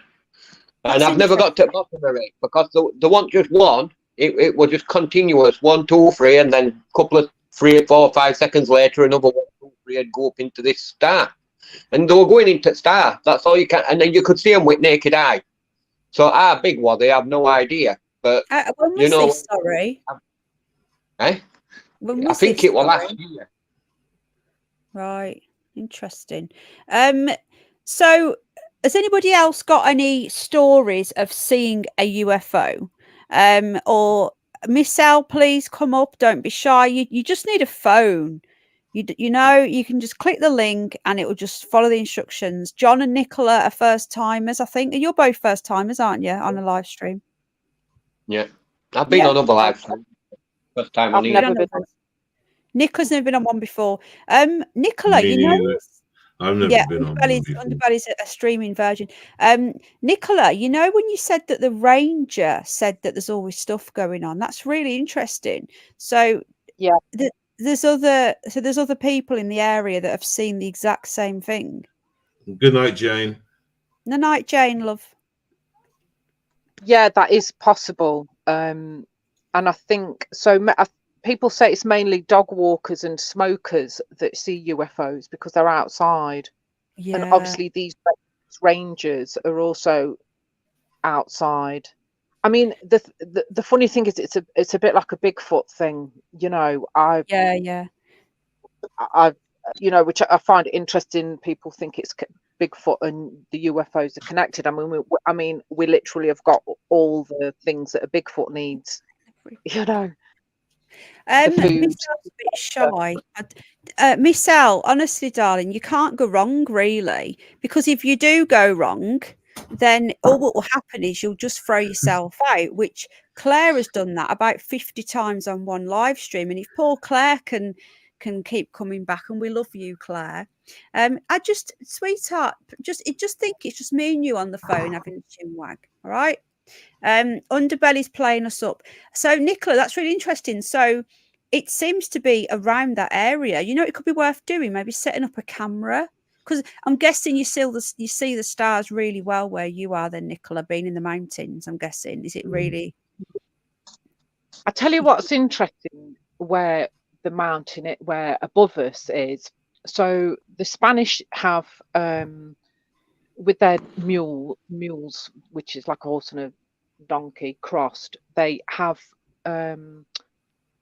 it's big stones. They have a stone circle and they put the crops on the stone circle, and then they have a piece of rope. At the back of the rope is a plank of wood, and the mule like canters round and it takes all the corn off the plant, but so is that, and it's a massive stone circle, so it's a circle and it's just full of local stones, and that's how the locals use it. So is that used for anything else? Do you know, as a landing pad? I don't know. It's just an interesting Are you talking about that thing, that collective consciousness where they all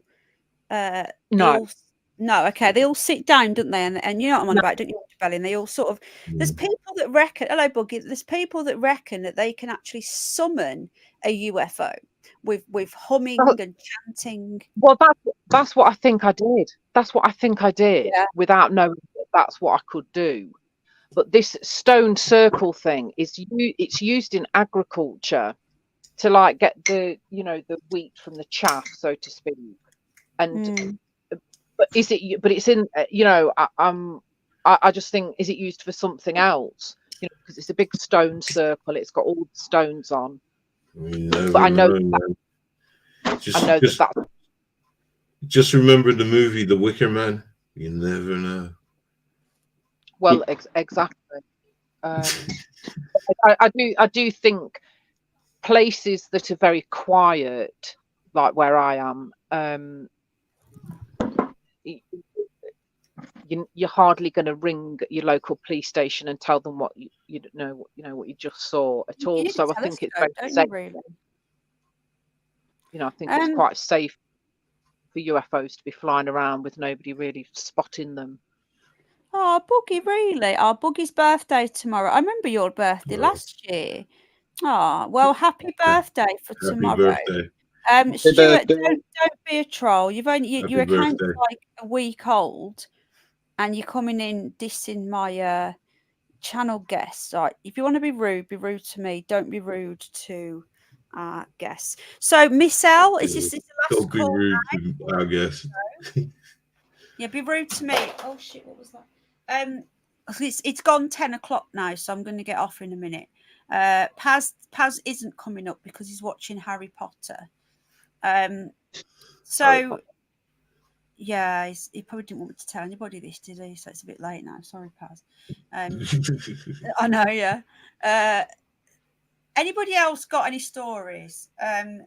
All I can say is that we want to go up to over. I've loads of stories, but they're not mine. Well, that's what I mean. We want like eyewitness accounts, but me and Al want to go over to Yorkshire Wolds. Well, we're at the foot of them, and we want to go up. We want to go deep into them because there's a place with this big crater. Look, it's supposed to be where a big comet hit the Earth or something, and there's a big crater. It's on like a hill over the North York Moors, just past the Yorkshire Wolds, and there is one of the best places in the entire world, apparently, to see UFOs and the stars, because just nearby you've got Flyingdales, RAF Flyingdales, which is an American base, and it is the detection for all this.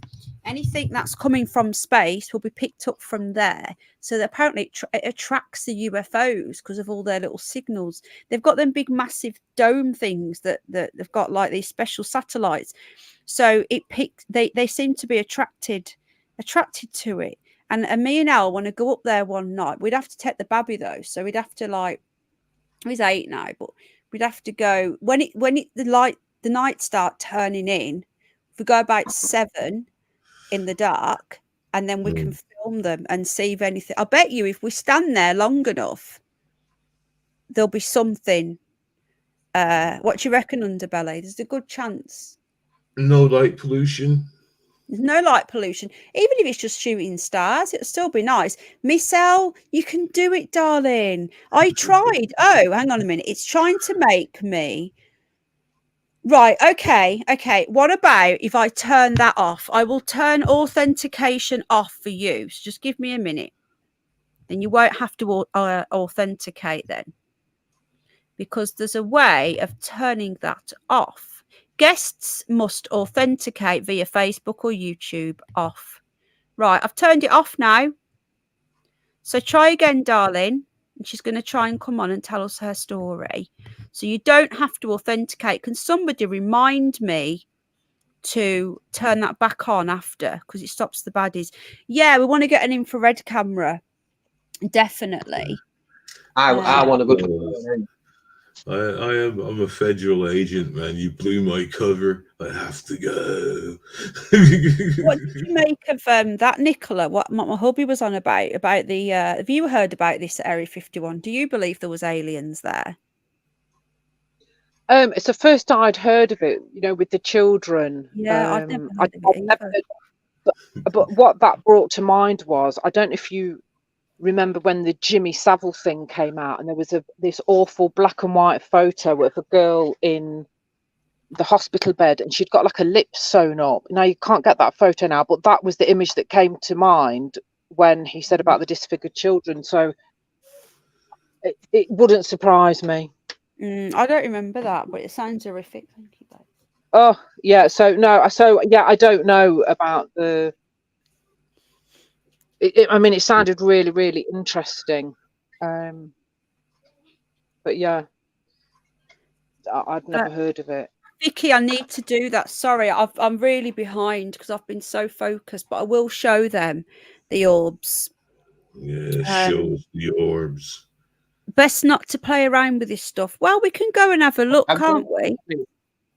Have you been UFO watching it up Sheffield? There's a group that was up there.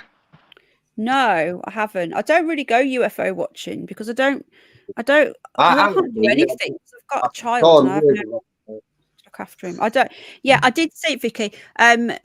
Because I don't have any family where I live, I've got nowhere to have him, and I've never left my child. He's nearly 9, and I've still never ever done anything without him.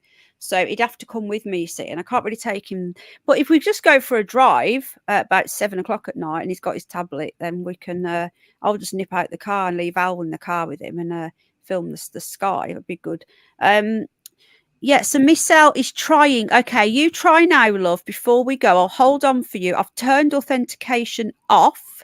You can do it. Do it. But I must remember to put it back on because otherwise we're going to get baddies trying to join us. So yeah, I hadn't actually heard about this thing either. What Al was on about, and I find it really interesting. Miss J, what do I keep calling it? Oh, blimey. Sorry, love. And honestly, my eyes. How old is Jack? Jack is 8. He's 9 in August. Don't forget to hit the like button, guys, if you like what we do. We're nearly on 4K. I reckon we can do it, you know. We can do it. We can hit that. I have visions without the mushrooms, so God knows what I would see if I did have mushrooms. Has anybody in chat seen a UFO? Give me a 1 if you have. They're probably all scared to say it, aren't they? In case I say it, got to come up. They're all shy, aren't they, Underbelly? I've seen UFOs. I thought you said you haven't. Oh, you have, haven't you? In Birmingham, Vicky has. Yeah, carry on. So you've seen one. That was over Brum, wasn't it? Yeah. And you didn't get your camera, did you? Because you always moan about other people not getting their camera, and you didn't get your camera. Well, the one I just wouldn't. Probably like how Nicole was. It happens so quick. By the time you're processing it, it's done. It's done and dusted. Yeah, I know what you mean. We got lots of ones in the chat. It's so hard to film because they're so far away. They might look close, naked eye, but when you start putting a camera up to them with camera, you need a really good camera to get a good picture for it that way. Unfortunately, because even that, as though it were a star, you could see it, but it didn't look same as what I could see when I filmed that going up to the star. And there were loads, like I said, it did about 10 minutes. And when I uploaded it and I looked for others, there were even better footage on than mine, like obviously better cameras, like, but there were no. No, not 4K. I'm on about this channel is nearly on 4K, as in 4,000 subs, is what I meant. Oh, I thought you meant 420. How do you stream in 4K? You got to have over 100,000 something. So Miss J is trying. So we've got loads and loads of people. You know what I'm going to say? Where's your excuses? It's getting a bit late now anyway. But where were you? Where were you? Yeah, where were you? Look at all these people. Darren's seen one. Jane has apparently seen one, and Jane didn't come up and tell us. What would you say to an alien, says Rebecca? We'll go through our guests. Nicola, ladies first. What would you say if you met an alien? I think I'd maybe ask if Bigfoot was real. That's a good question. Do you believe that Bigfoot's real then?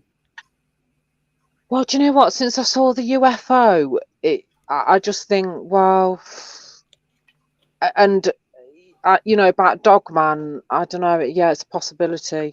I think it's an absolute possibility. Yeah, and me, I really do as well. I think that Yeah. I think that they're sort of like cavemen or something, or maybe giants. Hello, Steve. Yeah. And also, when Um, you think of children's stories, and you've got like Little Red Riding Hood. I mean, if that ain't Dogman, you know, yeah, who's and then you've after got her? Jack the Beanstalk. Yeah, yeah. And there's lots of things that you would think, you know, that they terrorized you as a kid when you thought about them. You know, you think, Yeah, oh yeah. my God, that's scary. And that's and I do think, yeah, that it's just because I haven't seen it doesn't mean it doesn't exist. But yes, Yeah. since I saw the UFO, it really like bolted me upright. Yeah, it makes you believe, doesn't it? I thought you was Cynthia. John, What's that? what would you say to an alien if you met one? Give me Can I back my come? story. You Can I came come? already. That was a bit of a mistimed question after what's happened to you with your sandwich. well, No need. That's all already. It probably Can isn't you right take me with to say you then? to them, "Can I come?" when you've been abducted and had your what's it poke. So you meant, "Can I come with you?" Is that what you mean? Can I come with you? Me and Underbelly, we're going to go running round Cannock Chase. Hello, Anglo-Saxon. How are One you? day. 1 We were year. going to do it. We still might do it this year. We're loosely Whatever, planning it, aren't we, Underbelly? whatever happened to Mr. Gold? Who? Mr. Gold? The gold, what was he? Gold Eagle? I don't know. He doesn't come in anymore. I think he started working for UNN and he just didn't get time. Oh, okay. So would you still be? Oh, thank you, Anglo-Saxon. Would you be able to Thank get you, there, Anglo-Saxon. Underbelly, if we arrange transport? Not for a couple of years, man. I'm in A the couple same of boat. years, I'm in the same kind of boat as you. So right? with the little one. But could you not nip out for like a couple of hours and then go back? You got to admit that would be fun. It would be. It would be, but it's kind of a place that for me, I know it's going to be a once in a lifetime experience because I'd want to make it that, like you know what I mean? That place needs to be explored at night time, man. Yeah, but we should just like, look, would And- your and- missus and- not have the little one? Yeah, I just have to, you know what I mean? I can't plan for now as well because, to be honest, man, we're feeling the crunch here as well. Yeah, I know. It's but I hope we could keep it And down. I'll tell you what, you know what? Buckle up, because with that dam being broken, did you hear? That's why I'd want to go with aliens, but it's getting too warm for me. Let's stay back then. Let's stay back because the aliens had nothing to do with it. But well, I there think that we should arrange it, and then if you can't go, then you can't go. Like what we could do is if I book a room. I'd just rather say I can't go now. Well, for the foreseeable future. We might do something at Halloween. I think it's about time. So, I don't know what yet, but let me know if anyone's interested in doing anything. You what? Sorry, John. Is that where Witches? What? Cannock Chase, yes. And also the Black Eyed Children. Go there. I suppose we've been going last year. We're groupers, but some of them were White Witches. Do you know where we never thought what happened? You know Sheffield Town Hall, John. If you're not far, you're in South Yorkshire. We actually did a ghost hunt there with the paranormal company. Yeah, it was dead spooky. Underbelly, if you met an alien, what would you say? Ask it for a cup of tea, says Paul. Thank you again, Anglo-Saxon. I think it's obvious, man. Underbelly. I know what you'd say. What would I say? 20. It'd be on that. Yeah. You know, what do you guys smoke, man? You want to smoke some of what I got? Jane, if you're not far from Cannock Chase, love, you should go. They'll bloody kill me first. If I saw an alien, I'd ask them, is the earth flat? That's what I'd ask them.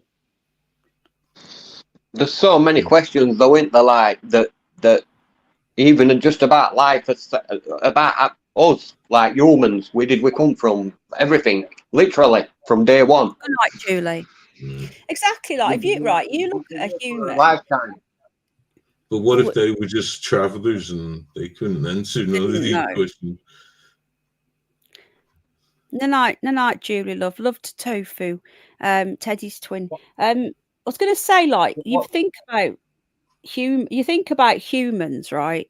Everything about us is like a robot, and we're not used to, like, our bodies.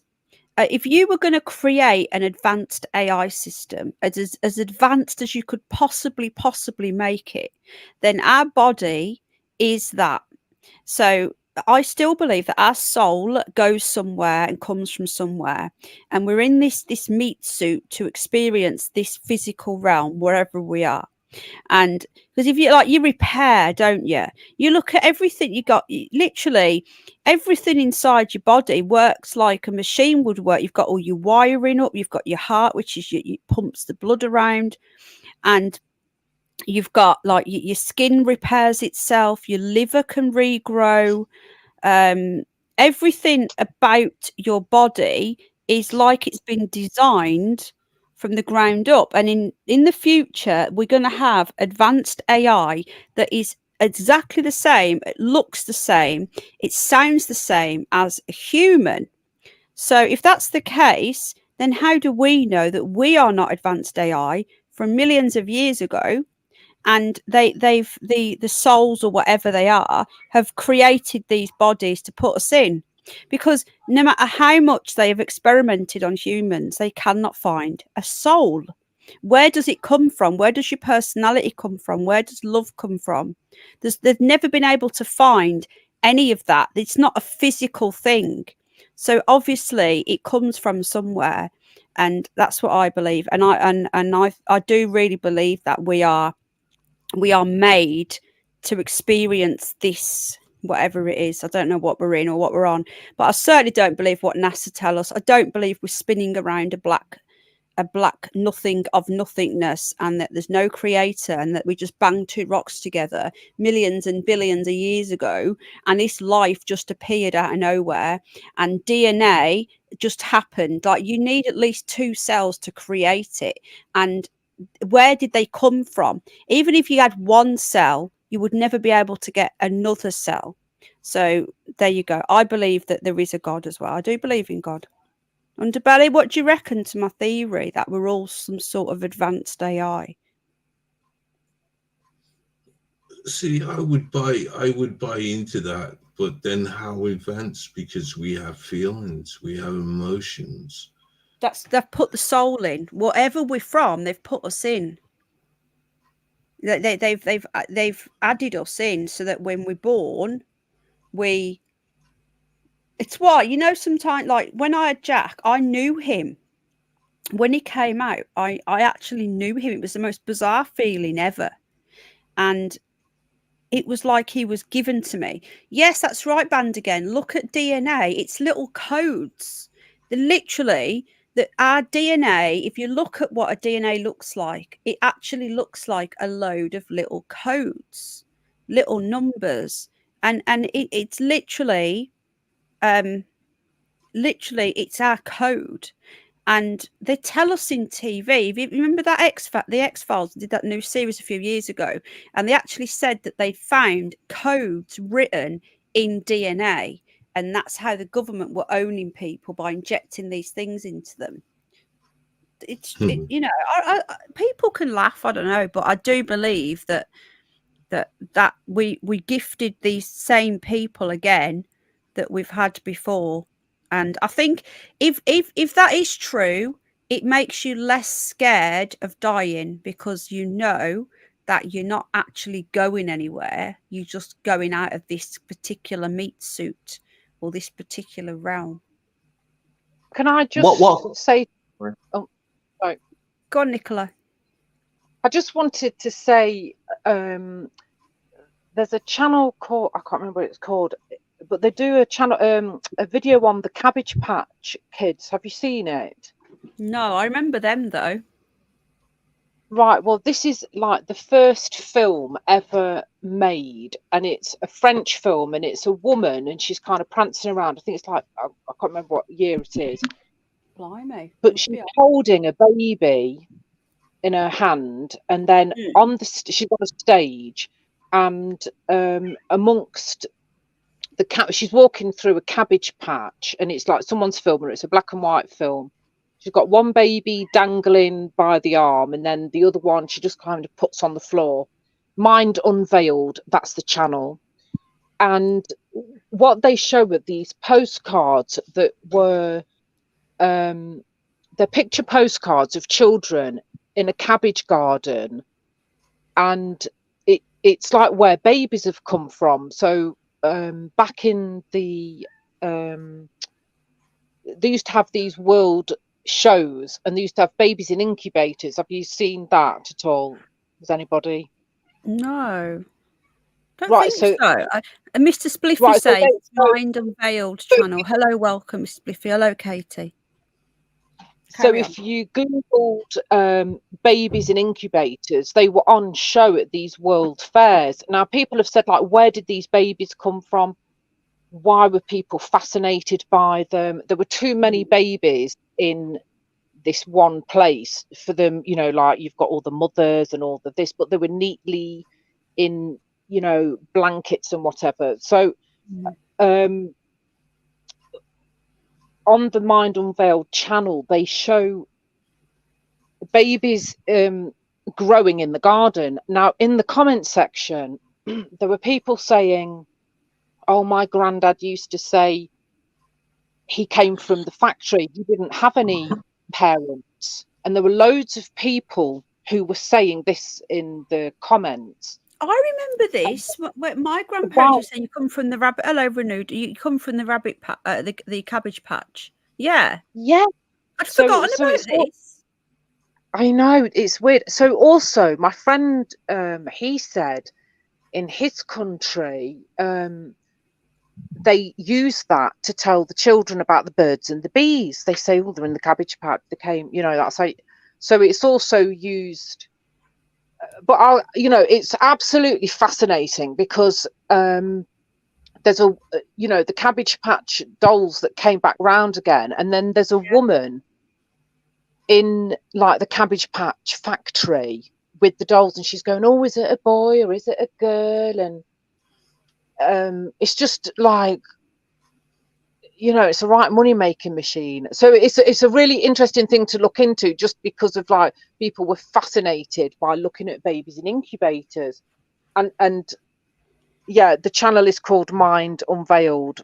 Absolutely fascinating. So if you type in Cabbage Patch postcards, so there were postcards that were sent from in the 1900s, and they've got loads of footage and you know, copies of these postcards of, like, they're really eerie. Really I'll have eerie. a look at that. Thank you. But do you know, I'd totally forgotten when I was a kid about. I remember when I asked my mother, "Where do babies come from?" I remember the first answer was the Cabbage Patch, and I'd got to have been about 4. That is how much I'd forgotten. And when you said it, it was as though all of the good night, Buggy, lots of love, happy birthday for tomorrow. It was like all these memories came back. How weird. Maybe that's what they're doing, like with this transgenderism and stuff. It's like they're trying to mold us into one. They don't want us to be able to reproduce. It's evil, in my opinion. Whatever it is, what they're doing now is against God and against.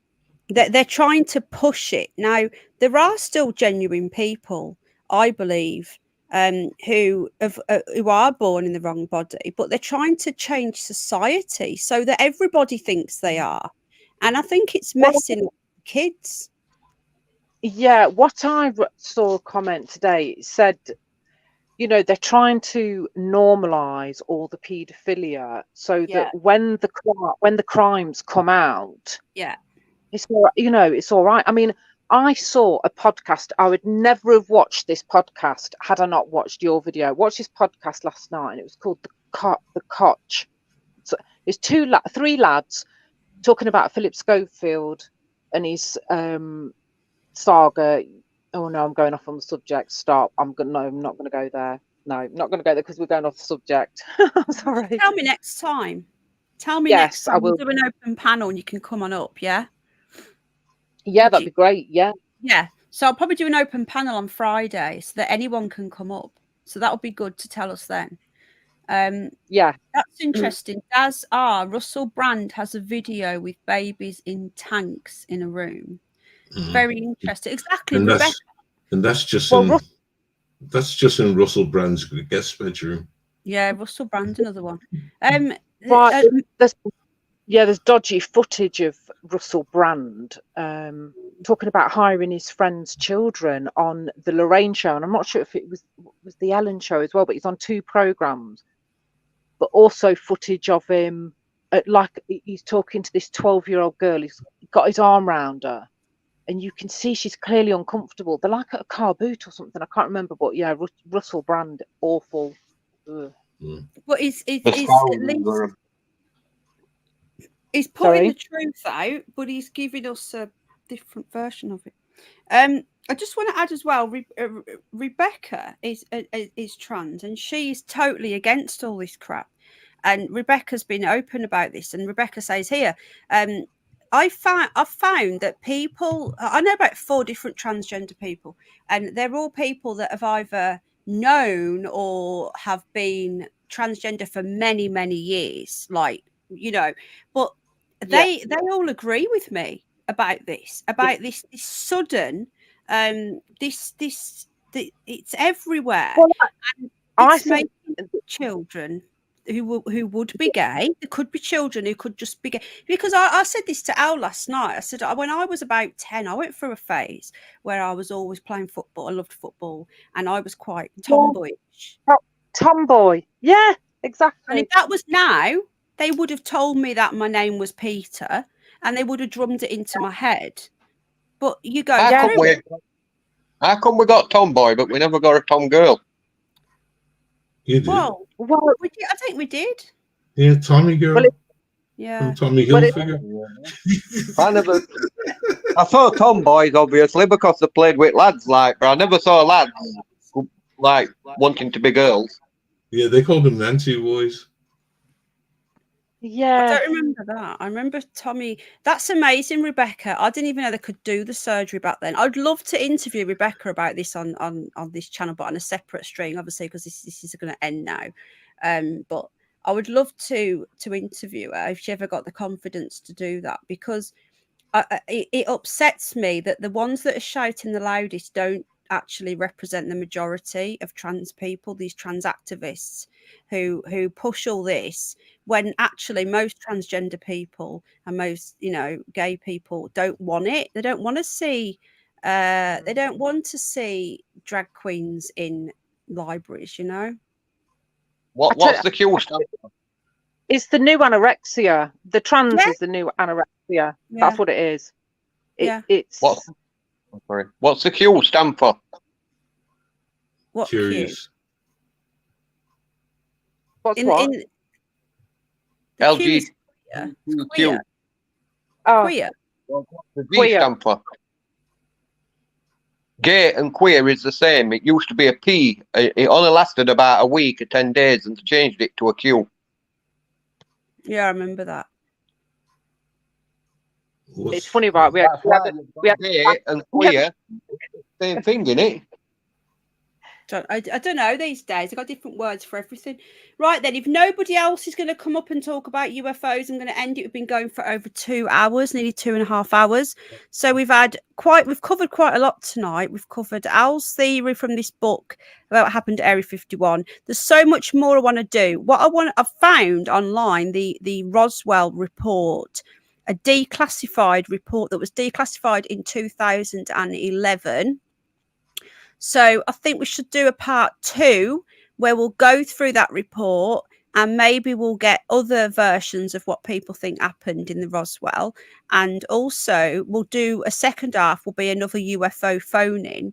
So people that keep saying, I've seen this, next time, just please click the link and, just come up and say hello. once Penny's seen your face, you can turn your camera off. Yeah, As long you as you're can. not. Some people don't even turn the. Some people, John, don't even show the face at all. But Yeah, but you I- don't it have just- to. If I know who you yeah, are, it if you gets want to stop authentic. porn bombs, the easiest thing to do it is when they, what they call it, if you can Doesn't see the face, then you matter. can tell them it's okay, and then they Doesn't can turn it matter. off. The porn bombers still do it. It doesn't matter.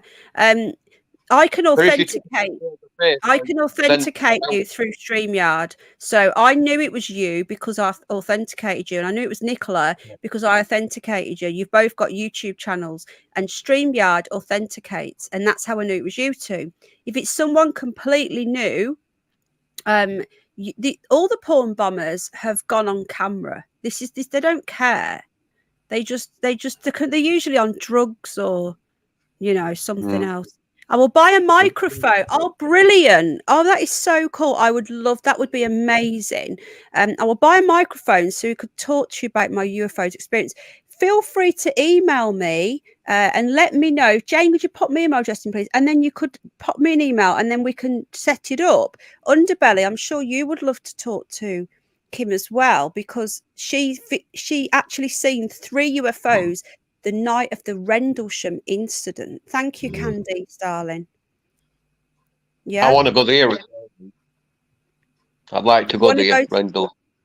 Yeah, it sounds amazing. I'd love to go as well. Thank you, Jane. There you go. So there's my email address. Vicky Starbird saying good night. Good night, Vicky, love. Vicky's lovely. Thank you, North Country Girl. Thank you. Thank you, Vicky. Good night, Vicky.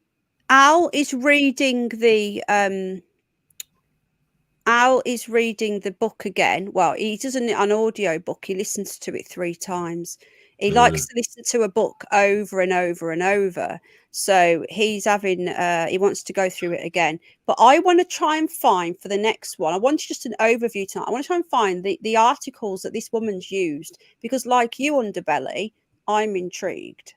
Steve, that is not cool, mate. I've got something for you to look at, Penny. Animal mutilations have started again in America. Oh no, really? Oh yeah. There were, I think, 5 or 6 about 2 weeks ago, all in one area. That's something we need to look into, Underbelly. And I'd like to know if there's any in England. Like, I know there's been before, but any now in England. Like, if there's any now in England, if is you know, because a lot of farmers now don't say out, do they? Obviously, it's hard to find out, especially in England. There's not much. Yeah. Apparently, Wales. Steve is in the naughty corner for 5 minutes. Now, Steve, I never ever timed you out before, but that was out of order. What was going on? Oh, you don't want to know what he said. I'll tell you privately. It was absolutely disgusting, and I'm not having it. To our Rebecca, it was transphobic, and I'm not having it. Like, I'm not a snowflake, and I'm not woke, and Rebecca's not woke, but that was out of order. There's a difference, isn't there? Yeah, there's a difference. Like, I'm not snowflakey, and Rebecca's not even snowflakey. Rebecca, you know, she's like us. She doesn't like all the woke crap. She's down, man. But I tell you something now, if that is not acceptable. Yeah, and I'm sorry, cool, Rebecca, just cool. To say that. Cool. If you don't like it, then just go, because she's pretty much family here, man. She is. So that's not on. Not having that. If you come back and apologise, you can come back. If you don't apologise, then don't come back. Yeah, I understand that, Kimberly. I'm going to get upset about the animal mutilations. That's the problem. I can't be showing it or anything because I'll get really upset. Good, Rebecca. I'm glad you didn't see it. What about the chicken? I've never seen it, dude. What about the chicken mutilation that goes on the yeah, you heard about it? No. Oh man, billions of chickens every week are being mutilated. Are you playing me up? Billions. No, billions, and the theory is they're being disposed at this KFC Jeez. Fucking hell, Underbelly's proper stoned now. For those of you that are new, they don't know your sense of humour. Underbelly, when he gets 420, he's absolutely hilarious. And yeah, exactly Well, there's a SL99. point here, because I always thought mainly cows and sheep, but I have learned that there's dogs. I mean, there's even humans as well that's coming out now. But there's every type of animal that you could practically mention, including wild ones. Yeah. Well, Which I didn't know about. I feel like Kimberly, I wouldn't be able to show at that or anything, you know, because I'm a vegetarian. Which is, you know, I love my animals, so it's a hard watch, but there's something going on. You know, it's not funny. Samuel, I'm It's- sorry, that's not funny. That's not funny, and I like banter as much as the next One, because I person. mean that. I mean, obviously, if they were your farm animals, even worse. Like, I mean, you know what I mean. And how can you? Normally, you could understand something dying. You know, you can work it out and find out why it's died, whether it's been shot by somebody or something. But there's no explanation, is there, on them? No, there's not, and I think I'm with Kimberly. I think I'll be too upset. But can I just say thank you to Kim? Kim, drop me an email, love, and let me know. Are you a doodle bird? And let me know when you've got your microphone, and then we'll set something up. I don't want to offend you. I'm calling him Kim, or it could be a him, or I don't know, and I don't want to offend that person. So I usually offend people when I don't mean to. So at least I'm trying not to. Yeah. So yeah, it was bullying. It wasn't acceptable. And tell you something now, for Rebecca to come out, she just said she doesn't normally talk about it. For her to come out and feel that comfortable with us lot, that she's able to say that, and then someone to take the piss is wrong. I'm sorry, I'm not having it. Yeah, I didn't see it. I'm fiercely defensive of my friends, and there's jokes and there's jokes, and that was not funny at all. It was horrible. We don't like that here. We want people to be able to come in, have a laugh, have a dig if you want, like a banter dig. Like we all take the piss out of each other to a certain degree, but that's wrong. And roll up a 420 and chill, Winston. Yeah, chill, Like I said, man. There's a difference into like go on story hour one. Eh? Yeah, I know. Yeah, there's a difference. Yeah, I feel like I'm listening to the guy who sings when I'm cleaning windows. When I'm cleaning windows. I don't even know what that is. It's what's his name? It is Sandra. The guy that used to play the famous English guy used to play the ukulele. Well, exactly. AI. When I'm cleaning windows, I can't do him. AI. I agree with you. I agree, but that was done on purpose to hurt her, if you know what I mean, and that's why I didn't like it. AI always offends people, but you know, well, I do as well. Right, guys, we're going to go now. Ben Jones, are you the original Ben Jones? I took your wrench because we had Norman Wisdom. No, George Formby. George Foreman. George Formby. There you go. Mystery, thank you. Mickey the Monkey, thank you. Right then, we're going to get off now. Thank you for joining us. It's been interesting. I'm live tomorrow night. I'll get it set up with our Martin Clark from St. Michael's. We're going to be discussing the Nicola Bully case. Well, not so much the Nicola Bully case, but he's got some information that is going on around the St. Michael's. I can't even begin to explain to you how much knowledge this guy's got, but he's come out with quite a lot of stuff, and it's to do with Jason Rothwell, and he needs to explain it because I can't. So tomorrow night, have a look at that PM I sent you on that.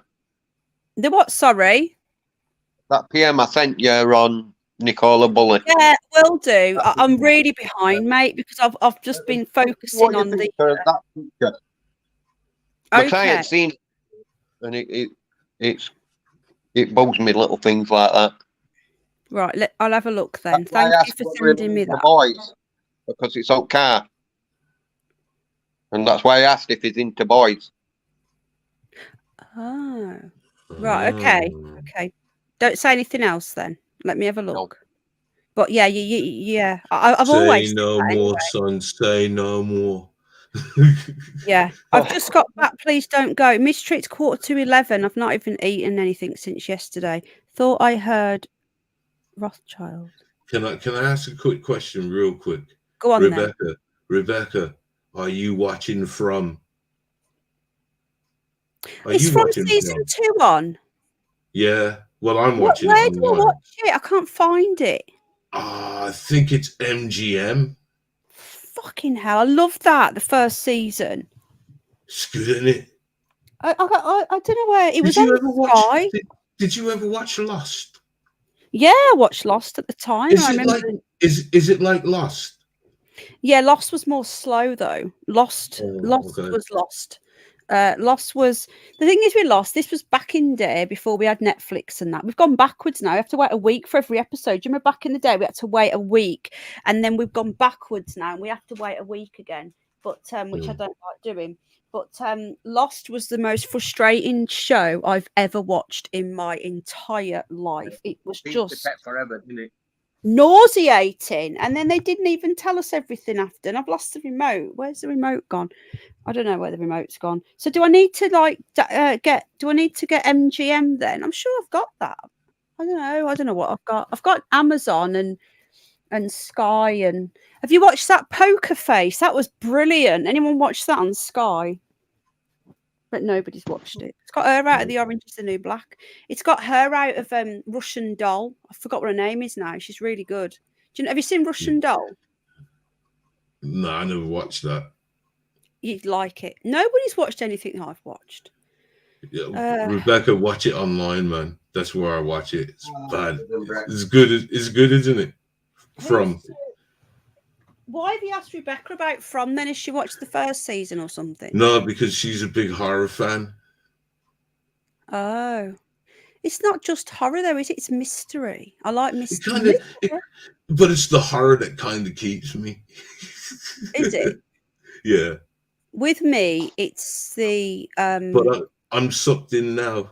Doesn't it have a way of sucking you in where you gotta know what's going on? I watched the first season. I'm going to see if I can find MGM. I don't know how I find it. Right then. So thank you so much, everybody. Mr. Robot, I think I'll watch that. We will do a TV night as well. I thought so, Rebecca. I'm going to have to pay for it for a month. Why does understand why YouTube stops people from seeing their notification? You know what, Tracy, darling? The best thing to do is unsubscribe and then subscribe again. It usually sorts it out. It's not anything I can control, but you find that you have to unsub and sub again. You just want me fucking windows clean, says Mystery. We'll do a movie night. We'll do a movie and TV night. Me and Underbelly usually do one around Halloween, don't we, Underbelly, where we do a horror movie review. We usually do that. And me and AI are gonna watch Evil Dead from 2013, and I'm having to look for MGM now. Right, I found it. Hang on, I have to pay. But how many From episodes is there now, Underbelly? Oh God, could it be 5 or 6? It's not here. I'm watching it online. That's all I can Where? say. So, online. What? I go to a site. I watch everything online now. It's not here. Even been watching Fubar. I started watching that. I got 4 episodes in, and I thought this is actually quite boring. Yeah. Yeah. I liked it, man. I liked it. I like that Night Agent. Did you watch that? And Beef, that was good. No, I haven't watched them too. Them two are really good. I give up. It's not on here. It's not on here. So I don't know. Rebecca, you need to help me. It is online. Have you got MGM? No, I go to a site and just everything that's out there is on this site to watch. Movies, TV shows. What's your best horror? Sorry? What do you think your best horror is film? Evil Dead 2, followed by Nightmare on Elm Street 1. Yeah, Freddy and Hellraisers at best. But I laugh at alt-right, like, because they're too funny. They always run into them. They don't run away from them. They run to them. No, they're not here. It's not on here. Oh well. They Right then, are on- guys, I'm gonna go. They are. Okay. Right, Sorry, night, Penny. Good night, John. Good night, Nicola. Good night, Underbelly. Thank you so much for being here. It was good, wasn't it, Sandra? Nicola, you definitely should come back up. But tomorrow night, please join us if you're following the Nicola Bully case. Oh, Chucky, we love Chucky. We love you more, mystery. Hit the heart. I don't know what it means, but it just give us some love. Good Can you night. please say thank you to our guest? AI is in the chat.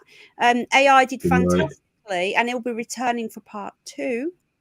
And I'll have a bit more information then as well. I wasn't really prepared for tonight. I just thought, we'll just do it and I'll be prepared better next time. No, it was good. Sorry. It All was right good. then. Sorry. No, Night. Nicola, darling. Lots of love. Sweet. Do you know how to leave, love? Yeah, I Do you can know see Yeah. the. Yeah, Well, I can Night, see- all. No. Night, all.